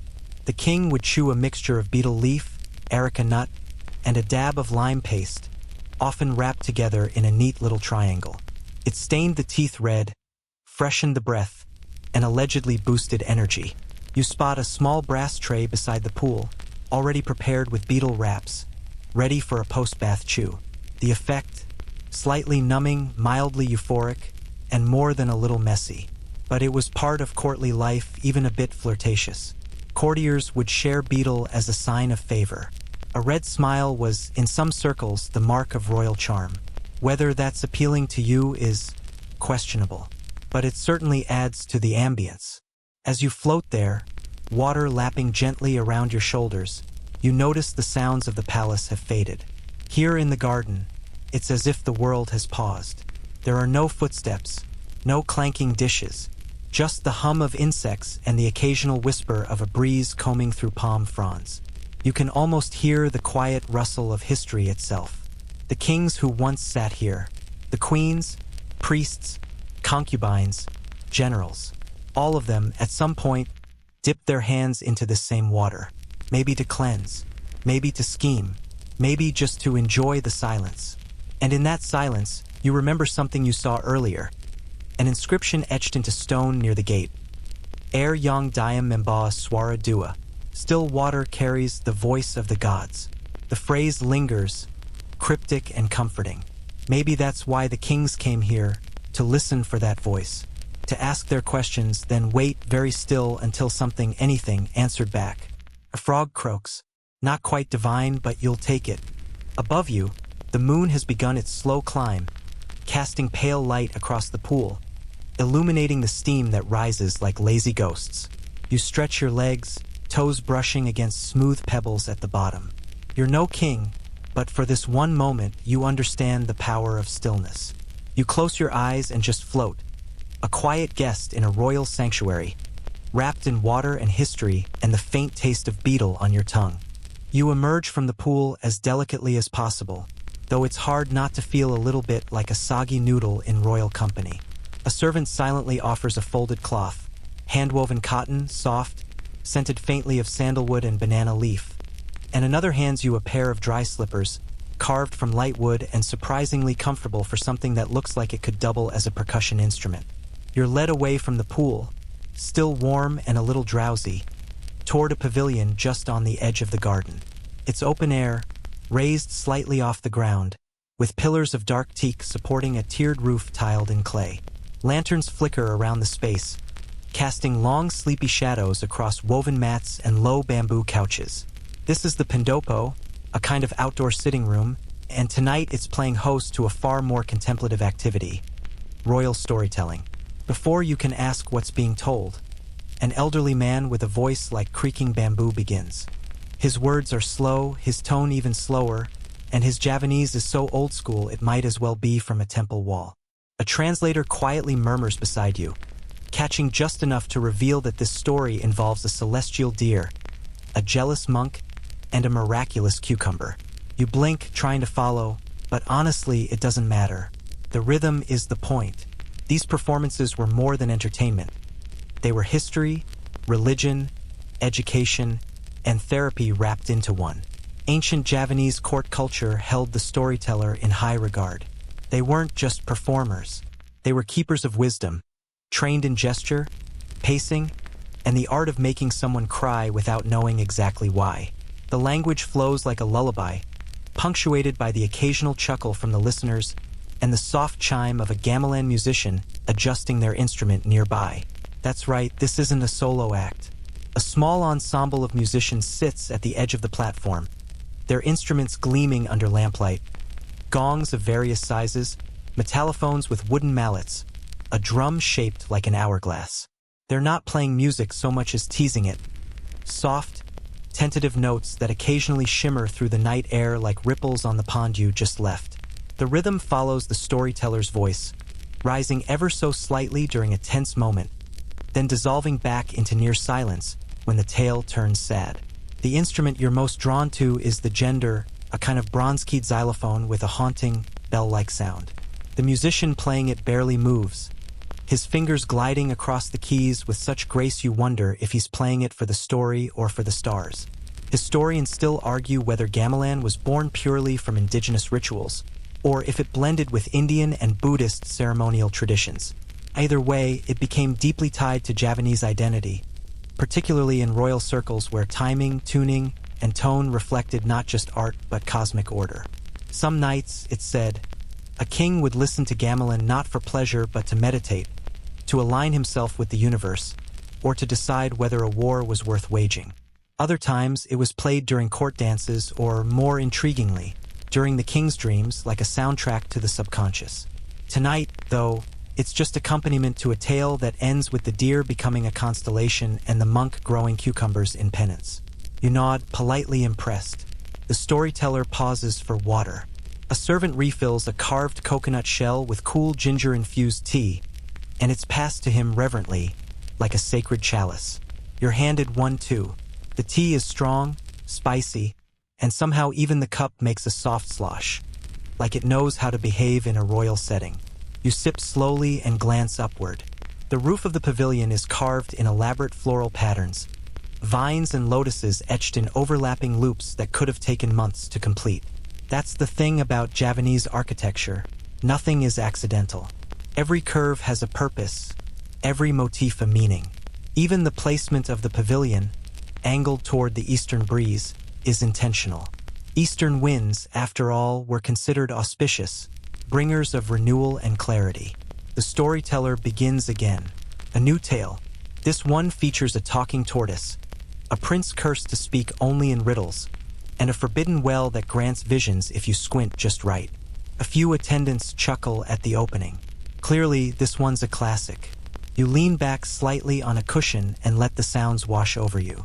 The tortoise's journey, the gentle taps of the metallophones, the soft cough of someone trying not to disturb the mood. It all begins to feel less like history and more like a memory that isn't yours, but is letting you borrow it for a little while. A warm breeze floats in from the trees, carrying hints of clove and cooked rice, and you realize someone nearby has begun preparing the midnight snack. But for now, you're here, in this quiet pavilion, sipping tea under carved wood and listening to a tortoise explain the meaning of fate to a confused prince. You don't need to understand every word to get it. The lesson, the rhythm, the night air, it's all part of the story now. Eventually, the tortoise falls silent, the storyteller bows his head, and the gamelan gives one last gentle shimmer of sound, like wind brushing bronze. There's a pause, long and respectful. A few attendees blink themselves back to awareness, caught between sleep and waking, as if emerging from a shared dream. Even the night insects seem to take a beat before resuming their chorus. You think the evening might be over, but then, with a subtle signal from a servant, another procession begins. Not grand this time. No dancers, no instruments. Just a quiet shuffle of feet and the scent of something savory drifting your way. It's time for the midnight meal, because apparently even royalty needs to sneak a snack before bed. This isn't a feast. It's more like a gentle nightcap of food, prepared to ease the royal stomach into rest rather than action. A small table is laid out on the floor beside the pavilion, its contents artfully arranged on banana leaves and woven trays. You join the group settling around it, cross-legged and comfortably close, and are handed a damp cloth to refresh your hands. No forks, no spoons, just fingers, familiarity, and good posture if you don't want to cramp up. What's on the menu? Something the ancient Javanese would have known well: warm rice cakes wrapped in banana leaves, filled with palm sugar and coconut. Soft, sticky, sweet enough to make your tongue perk up without jarring you awake. Beside them, little bowls of spiced mung bean porridge, thicker than soup but smoother than stew. It's flavored with pandan leaf, coconut milk, and the subtle, sleepy heat of ginger. This kind of late-night fare was not just a habit, it was a whole category of food. The Javanese called it vidangan, or sometimes sago cooking, literally cat rice. Not because cats eat it, though who's to say they don't, but because the portions were small, modest, enough to satisfy but not to weigh down. These meals were designed to calm the nerves, soothe the digestion, and, allegedly, prevent the kind of dreams that wake you with a start and make you question your life choices. You nibble carefully. The rice cake unwraps with a little hiss of steam. It smells like toasted leaf and sugar, and it tastes like bedtime in edible form. There's also a small grilled banana on a stick, charred just enough to be caramelized, soft like velvet, and gone in 2 bites. The ancient kings probably had 5 of these. You have one and pretend you're royalty anyway. The drinks are different too. There's more ginger tea, but also a curious black liquid served warm in ceramic cups.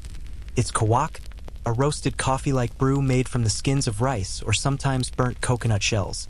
No caffeine, just a hint of bitterness, a trace of smoke, and enough mystery to make you sip it slowly, as though it might whisper a proverb if you listen hard enough. Across from you, a young court musician silently tunes a small stringed instrument, maybe out of habit, maybe for tomorrow's ceremony. He hums softly to himself, a melody that wanders without really arriving anywhere. It suits the moment. No destination, just gentle motion. You look up and notice the pavilion is framed by hanging oil lamps swinging slightly in the breeze. Their light casts shapes across the ground, shadows of lotus leaves, dancing flickers of your own fingers, the curled silhouette of a bat swooping past overhead. And suddenly you remember that this meal, this midnight moment, wasn't just a snack. In ancient Java, eating together like this had meaning. It was communion, a way of reaffirming status but also of shedding it. Everyone seated here, royal or servant, was sharing from the same trays, dipping fingers into the same bowls, chewing thoughtfully together in silence broken only by the occasional satisfied sigh. Historians still argue whether these late meals were ceremonial or simply indulgent. Some suggest they symbolized harmony with nature's cycles, eating when the moon was high, speaking softly when the world was quiet. Others think it was just another way for kings to show they could have what they wanted, whenever they wanted it. Midnight banana? Approved. As you settle into the rhythm of bite and sip and breathe, you notice one final plate arrive. Unexpected and oddly charming. It's a collection of tiny, jewel-colored fruits, each no larger than a marble. Snake fruit, rambutans, star-shaped slices of carambola.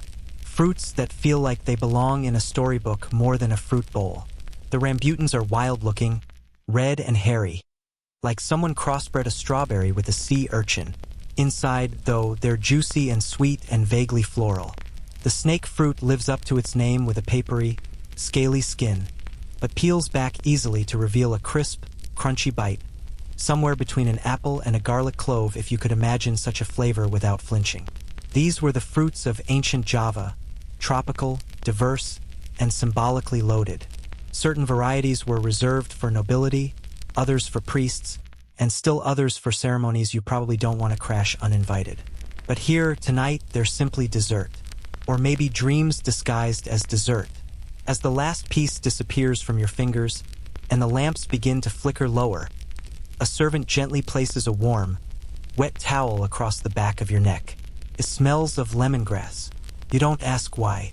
You just close your eyes, exhale, and let it be one of those mysteries the ancient kings never bothered to explain.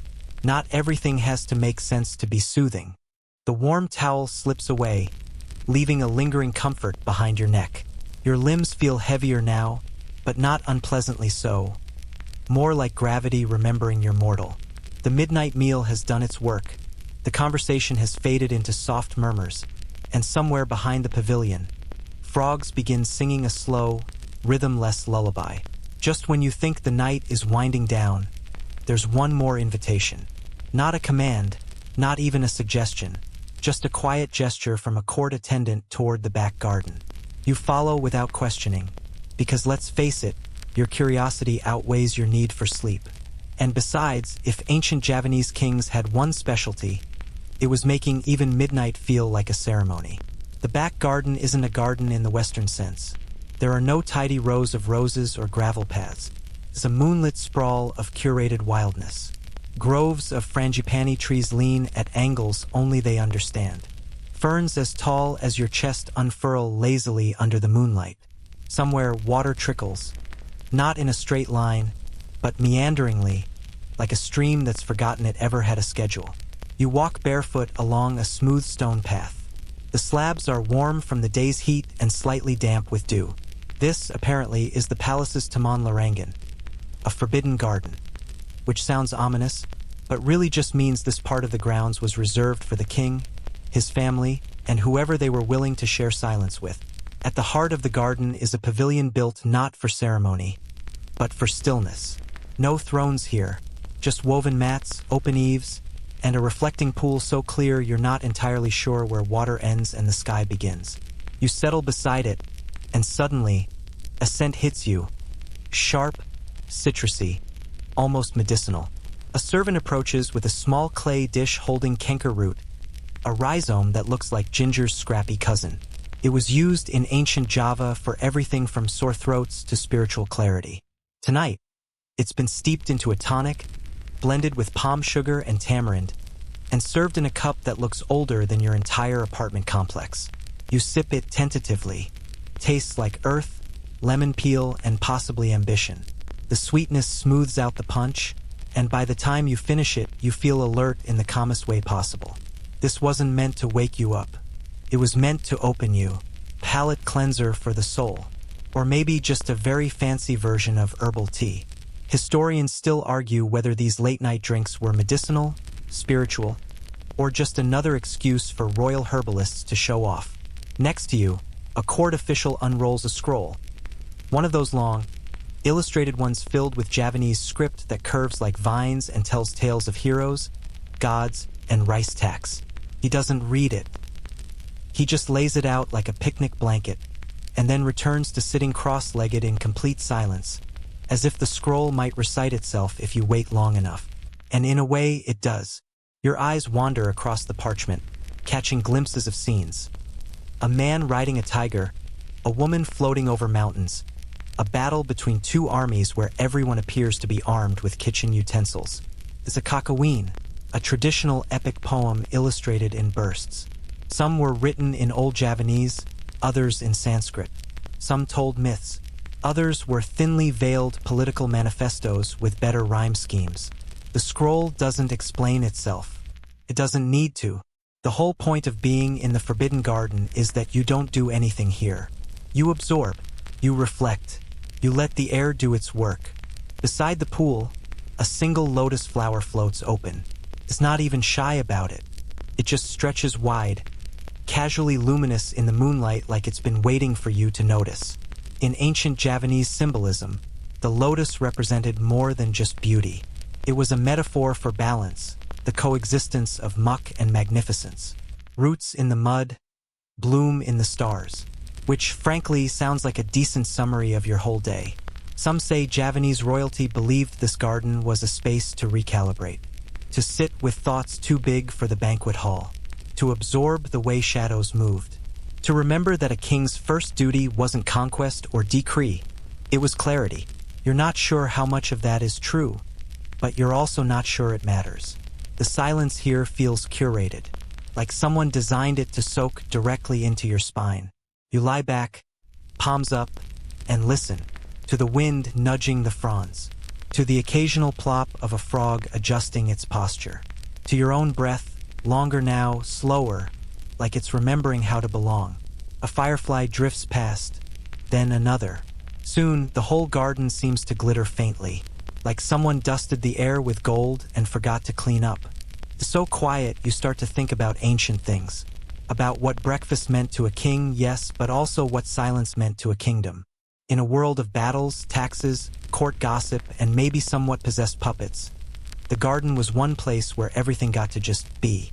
There are no guards here, no torches, no whispered strategies. Just you, the stars, and the faint smell of pandan drifting in from a distance. You don't feel like a guest anymore. You feel like part of the scene, like your heartbeat has matched the rhythm of a very old lullaby written by moonlight and frogs. And that, the old texts say, is exactly what the kings wanted. A place where power didn't have to perform, where wisdom could settle in quietly, without armor or announcements. A place to breathe before dawn returned with its 1,000 demands. You don't realize your eyes have closed until one of the lotus petals catches a drop of dew, and the sound of it falling into the water becomes the softest, most ancient punctuation mark in history.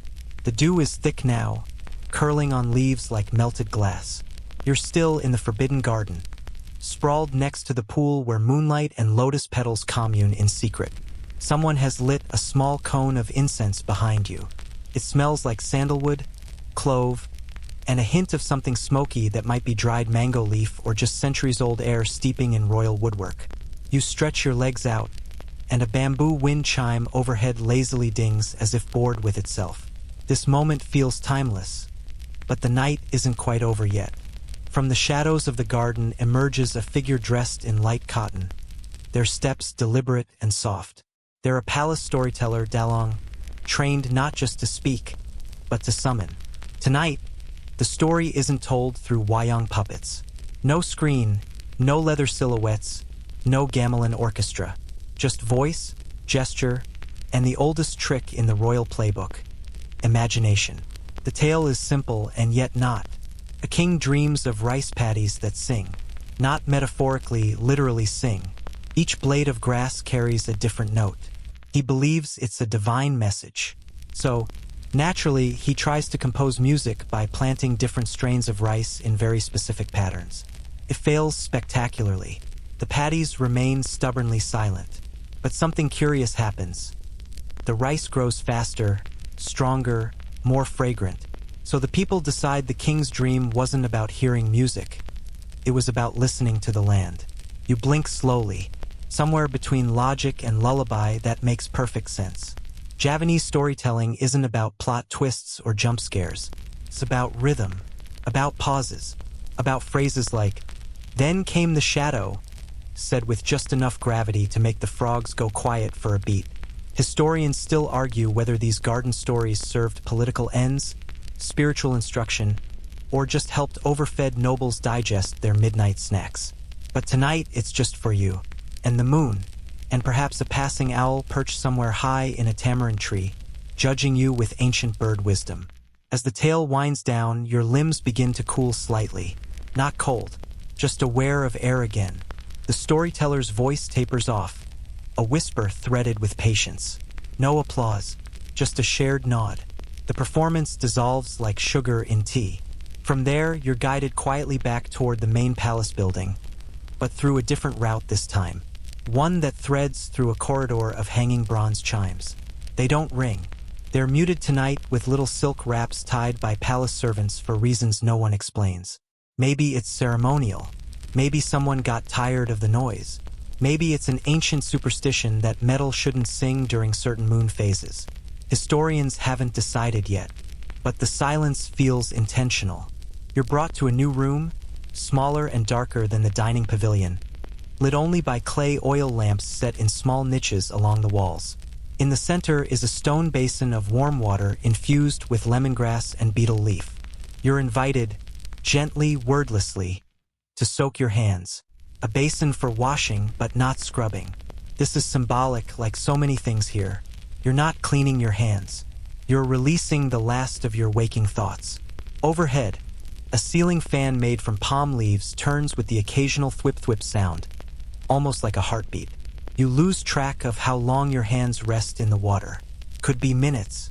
Could be the entire reign of King Erlanga. Speaking of him, you're reminded by a nearby tapestry, the one with a peacock holding a scroll in its beak, that Erlanga was known for ordering spiritual reforms and agricultural upgrades with equal enthusiasm. Some say he built canals based on instructions from dreams. Others claim he couldn't actually read the scrolls and just nodded wisely whenever someone recited from them. Both feel plausible. You dry your hands on a towel so soft it might have been woven from retired clouds. Then, another cup is handed to you, this time it's wedong jae. A ginger infusion so potent it could probably bring a statue to tears. The ginger stings sweetly at first sip, then mellows into a warm fog spreading down your chest. It's not just tea. It's a sleepy potion disguised as tradition. In the far corner of the room, a priest or maybe a court herbalist is writing something with a brush on palm leaf strips. The script is delicate and curling, likely old Javanese or Kawi, depending on who you ask. You don't interrupt. This moment is his, just as your moment is gently evaporating into steam. Behind him, there's a relief carving on the wall. It shows a scene you recognize now. A royal breakfast table, 2 birds perched nearby, a servant carrying rice, and a bowl of serending, toasted coconut flakes, so elaborately carved you can almost smell it, except one odd detail. In the corner of the carving is a tiny, squatting figure holding. Is that a cat? This, your guide whispers, is possibly the palace catkeeper. A role not mentioned in official records, but one that might explain the footwarmers you encountered earlier. Some scholars suggest certain temples and courts had official caretakers for sacred animals. Others think it's just a joke someone snuck into the stonework while no one was looking. You linger a while longer in that low-lit space. Every surface is textured, woven reed mats underfoot, lacquered teak walls, the faint ridges of ancient script carved into side tables. The building breathes differently here, less like a monument, more like an elder resting. One final door opens. It leads to your sleeping quarters. But not a royal chamber, no towering canopies or elephant-shaped pillows. Just a simple room with rice straw bedding, draped with gauzy netting that sways slightly in the warm draft. The room smells faintly of pandan, smoke, and something you can't quite place, like ancient wood that remembers stories. You settle in. The netting lowers. Outside, the frogs have resumed their rhythm. Cicada clicks once, twice, then stops, perhaps shy. As you lie there, every detail from the day, the jackfruit curry, the royal puppets, the sugar palm, the singing patties, drifts in slow circles like lazy fireflies. Nothing asks to be solved, just remembered. And as your breathing matches the slow turn of the palm fan above, you realize you haven't heard your own thoughts in a while. Not because they're gone, but because they've stretched out beside you and joined the dream. You wake up slowly, if wake up is even the right word for this phase of dreamy awareness. There's a faint glow peeking through the wooden shutters, not from the sun, but from a lantern held by someone outside. Just enough to see the outline of your room again. That netting above, still swaying slightly. The basin in the corner where a single hibiscus petal floats as if placed there on purpose by a particularly philosophical insect. Someone knocks once, softly, with the back of a knuckle. That's the signal. You're being summoned for Sabu, the early dawn ritual, not mandatory, just highly encouraged. The Javanese courts were steeped in Hindu-Buddhist spirituality, but local animist rituals never fully went away. Instead, they fused gently, like coconut milk poured into ginger broth. So your morning begins not with a sermon, but with incense, silence, and a walk through mist. You're guided barefoot down a narrow path lined with volcanic stone. The air is thick with fog, and your breath comes out in visible wisps. As you pass small shrines nestled under banyan trees, you realize each one holds a different offering. A handful of cooked rice, a banana leaf cone filled with flowers, even a small cup of tea that is, frankly, a better brew than what you had last Tuesday. Historians still argue whether these offerings were primarily symbolic or had practical implications, like bribing the local spirits into not knocking over the kitchen roof during monsoon season. Both probably. Eventually, you reach a clearing. Not a temple exactly, more like a thinking space. Open air, smooth stone, surrounded by carved pillars and chirping birds who have clearly not been told this is a quiet moment. You sit. You don't speak.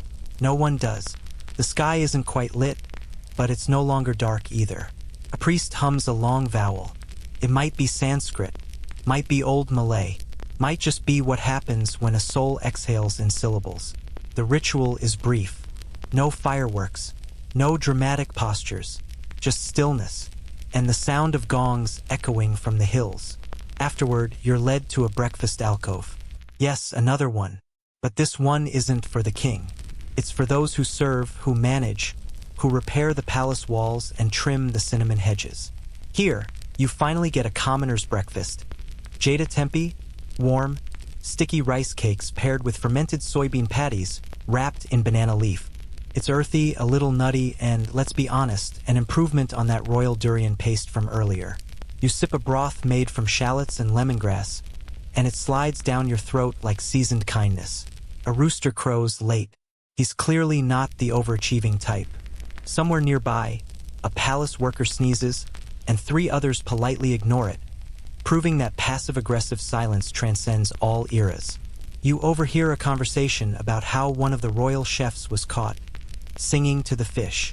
Whether that's code for something or just a chef having a moment is unclear. But it reminds you there's an entire aquatic operation under this kingdom.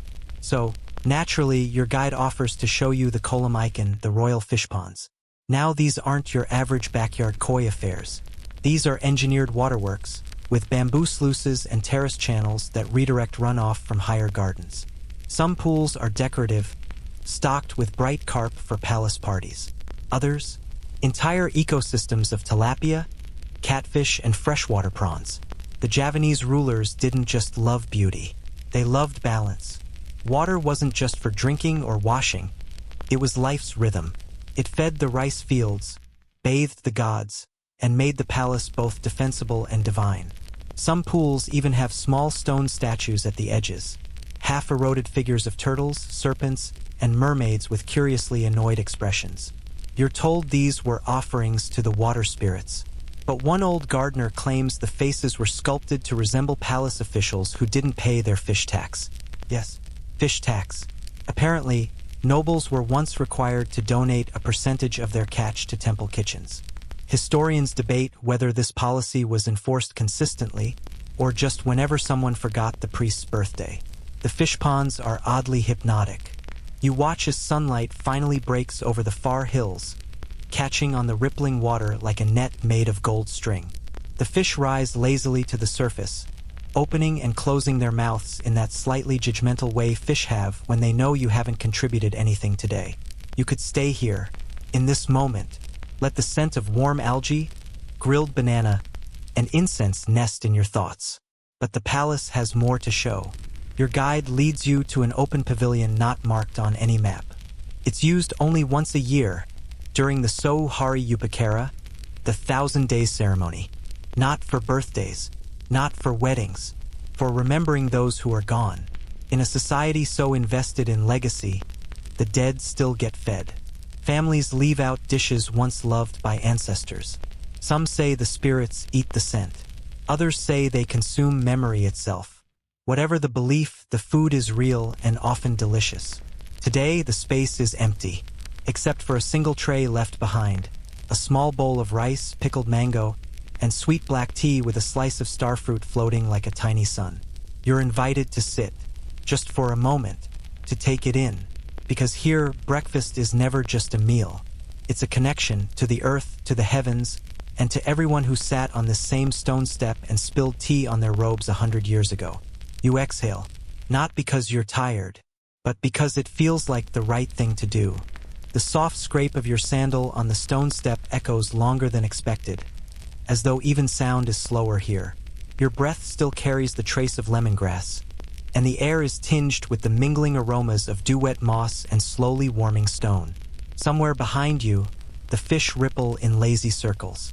But ahead, your guide gestures toward the Daper Pusaka. It sounds dramatic, and in a way it is. The heirloom kitchen isn't just a place for boiling rice or browning shallots. It's part shrine, part archive, part culinary dojo.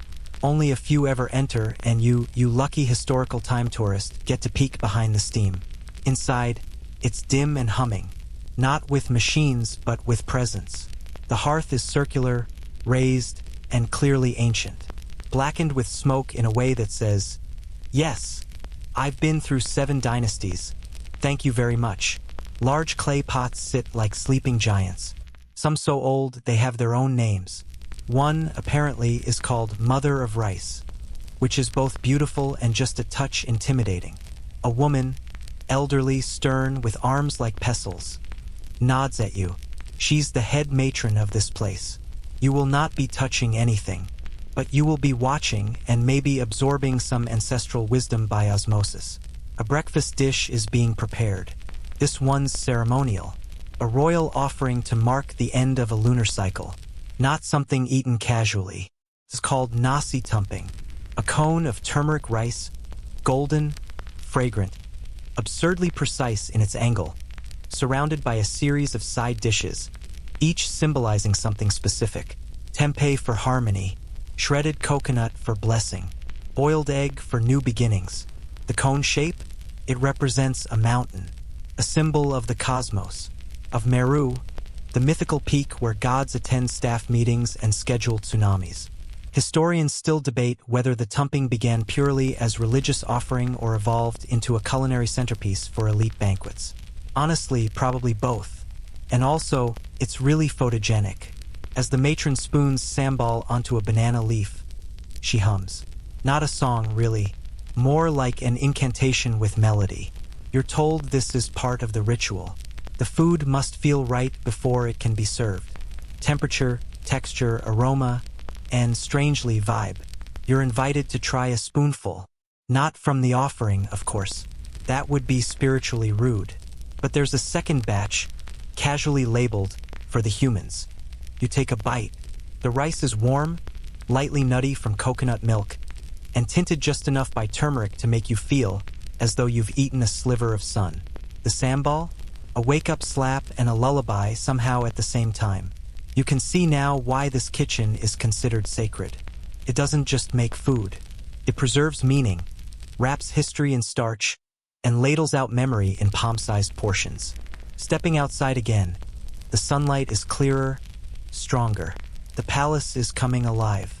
You pass by a courtyard where young noble boys are practicing court dance, not for performance, but because movement is a form of meditation. They are swirling, bowing, pointing their fingers with painstaking precision, as if each gesture seals a treaty with the air. Then you're shown the spice garden. This isn't some touristy herb box with a sad basil plant. This is a full-scale royal kaboon rempa, a spice complex dense enough to hide a baby elephant, or, more realistically, the king's afternoon nap hammock. You wander between cardamom bushes and clove trees, ginger root and galangal sprouting like ancient bones. A gardener tells you the nutmeg trees are temperamental divas, and cinnamon vines must be serenaded to grow straight. You laugh. He doesn't. Apparently, he's serious. Back then, Javanese spices weren't just ingredients. They were currency, power, a spicy flex. Trade with India, China, and even as far as the Arabian Peninsula meant that a good cinnamon harvest could literally tilt regional politics. Some scholars suggest Javanese courts deliberately controlled the export flow, restricting spice volumes to increase their worth. Others think the supply chain just couldn't keep up with the demand from spice-addicted foreign royals who had a thing for clove-stuffed roast goose. Either way, the garden smells like heaven and economic leverage. At one corner of the garden, a small structure hums with bees. Not wild ones, but kept intentionally for honey, yes, but also wax for sealing documents and for certain medicinal purposes. Honey was mixed into warm coconut milk to soothe sore throats, or burned in small ceramic bowls as an offering to Dewi Sri, the rice goddess, and allegedly as a pre-battle energy shot. You imagine soldiers chugging honeyed milk, stretching, and politely explaining to their enemies that today's fight will be slightly delayed because they need to digest. You wander further. A woman is scraping bark from a communing tree. The powdered bark will be used for perfume, but also mixed into an herbal paste believed to bring calm. She invites you to sniff the scrapings. It smells like sandalwood had a relaxing conversation with jasmine. You feel instantly 3% more peaceful. Then, out of nowhere, you hear laughter. A group of servants are sitting under a tamarind tree, playing a guessing game with fruits. One is blindfolded. The others hand her slices of unusual plants. She guesses correctly 3 times in a row, then dramatically accuses the others of using the same fruit twice, which leads to a mock trial, a fake sentencing, and someone being lightly tickled with a stalk of lemongrass. It's a moment, unscripted, lovely. It reminds you that even in these vast, sacred palaces filled with order and protocol and gods and rice cones shaped like mountains, people are still people, playing games, laughing, sneaking extra mango slices when the kitchen matron isn't looking. You sit under the tamarind tree, surrounded by scent and sun and the strange comfort of knowing that, for all the layers of history and power and legacy, sometimes the day just begins with a good breakfast, a better joke, and a fruit you can't quite identify. You're still sitting under the tamarind tree when the palace bell rings. Not for war or worship, thankfully, but something arguably more exciting. Second breakfast. Yes, in this kingdom, such things exist. You're beginning to suspect that the ancient Javanese had their priorities straight. Your guide raises a hand and gestures for you to follow, and you wander back through a corridor of carved teakwood, past a pair of gossiping peacocks who look like they know things they shouldn't, and toward a quieter wing of the palace.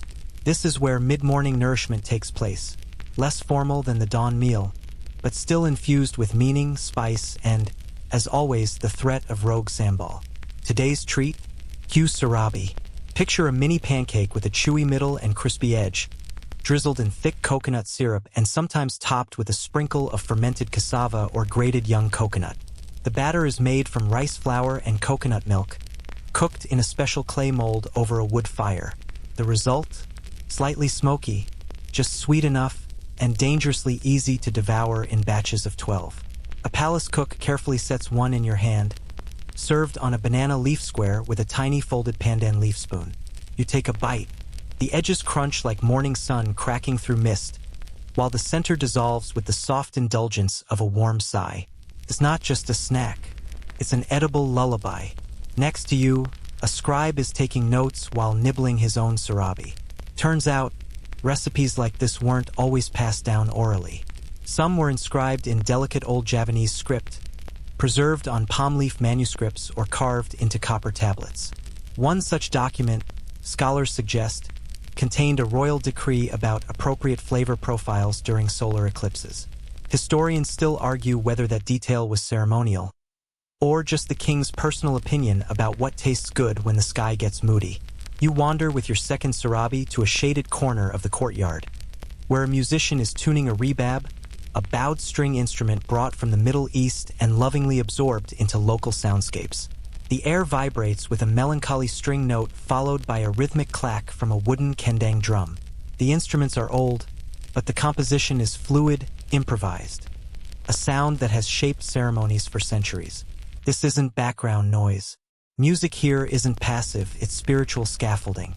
Dancers won't move until the right chord plays. Offerings won't be placed unless the gamelan hums in a particular scale.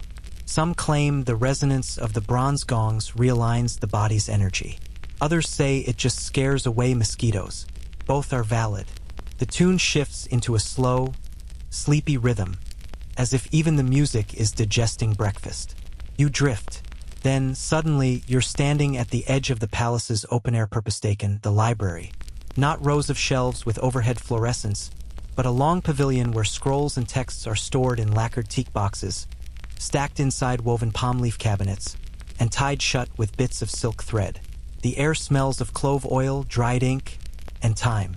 An attendant, barefoot, serene, offers to show you a scroll. It's a document from the court of King Erlanga, dated somewhere around the 11th century. The topic? Proper comportment at breakfast banquets. You don't know whether to laugh or salute. Apparently, guests were to sit in a specific posture, never point at food with their left hand, and avoid over-sniffing aromatic dishes. A polite way of saying, don't inhale the chicken curry like a barn animal. Penalties for violation included social shunning, retainer side eye, or worse, being seated near the poet's corner during dinner. This brings up an important point. Etiquette wasn't just about manners. It was a reflection of cosmic harmony. The king was the earthly axis, the meal a symbolic universe. Your posture? A metaphor for order in a kingdom where even the rice grains had designated roles. One scroll mentions the dance of the servers. Palace staff trained not only to carry platters, but to move between guests with the grace of water. Steps were choreographed. Turns were timed with the music. And heaven helped the young waiter who tripped during the pickled mango course. You peek out from the library toward the back gardens, where the palace chickens are roaming in aristocratic disinterest. These are not your average chickens. They're slender, speckled, and raised on a diet of herbs and kitchen scraps with the kind of reverence usually reserved for mystics or indie coffee roasters. One rooster, you're told, was believed to crow precisely 3 minutes before sunrise every morning, as if he had a built-in sundial. The kitchen staff called him Sir Clock, and he once received a ceremonial bath during a royal naming ceremony. Historians still argue whether that was an act of worship or just extreme superstition. Either way, he seems smug about it. Back in the kitchen wing, the cooks are preparing wedong jae, a ginger tea boiled with palm sugar and pandan leaves, served hot in stone cups. It smells like warm courage and tastes like a hug from the inside. You sip slowly while watching a cook prepare rempa paste, grinding garlic, shallots, candlenuts, and galangal in a massive stone mortar. There's no rush here. Each meal takes the time it takes. Ingredients aren't measured, they're felt. And recipes are more likely to begin with first, listen to your ancestors, then preheat to 375 degrees. A young apprentice offers you a taste of abin, a sweet savory beef floss cooked down in coconut milk and spices until it shreds like silk and sticks to your teeth in the most forgiving way. He says it's meant to last for days without refrigeration. You suspect it wouldn't last 3 minutes near you. As you finish the tea, someone nearby begins sketching ingredients into a ledger.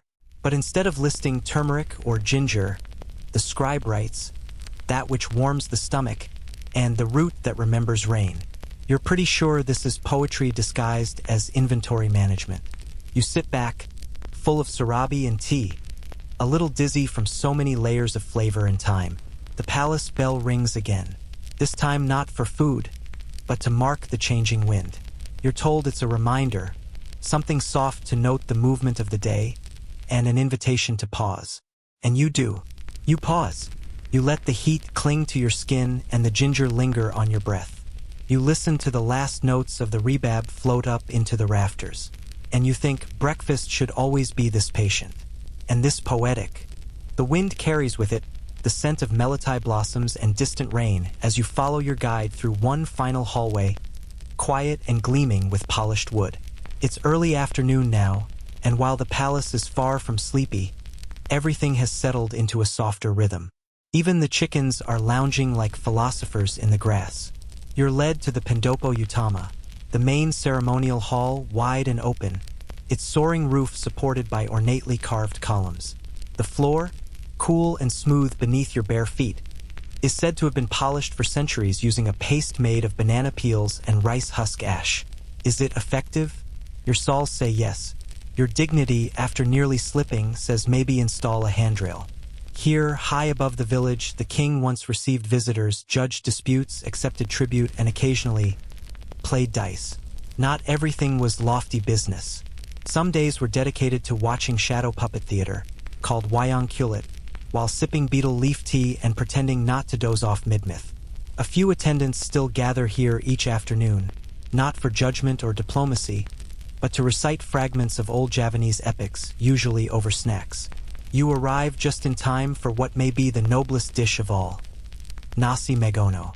On the surface, it's rice with chopped jackfruit, grated coconut, and a blend of secret spices. But like most things in this world, it's deeper than it looks. Megono, they explain, symbolizes simplicity layered with surprise. Humble rice uplifted by unexpected textures and the sweetness of fruit that only reveals itself with slow chewing. It's monarchy disguised as leftovers. A small brass tray is placed before you, holding your share, along with a cup of teh tubruk, thick, sugary tea served with the leaves still floating at the bottom like caffeinated seaweed. You're warned not to drink too fast unless you want to meet the ancestors prematurely via a tea leaf ambush. The conversation drifts between bites. One scribe shares a theory that royal breakfast menus shifted subtly with the moon cycles. Others claim menus were dictated more by trade winds than by ritual calendars. Historians still argue whether the kitchen followed astrology, agriculture, or whatever the royal grandmother happened to be craving that day.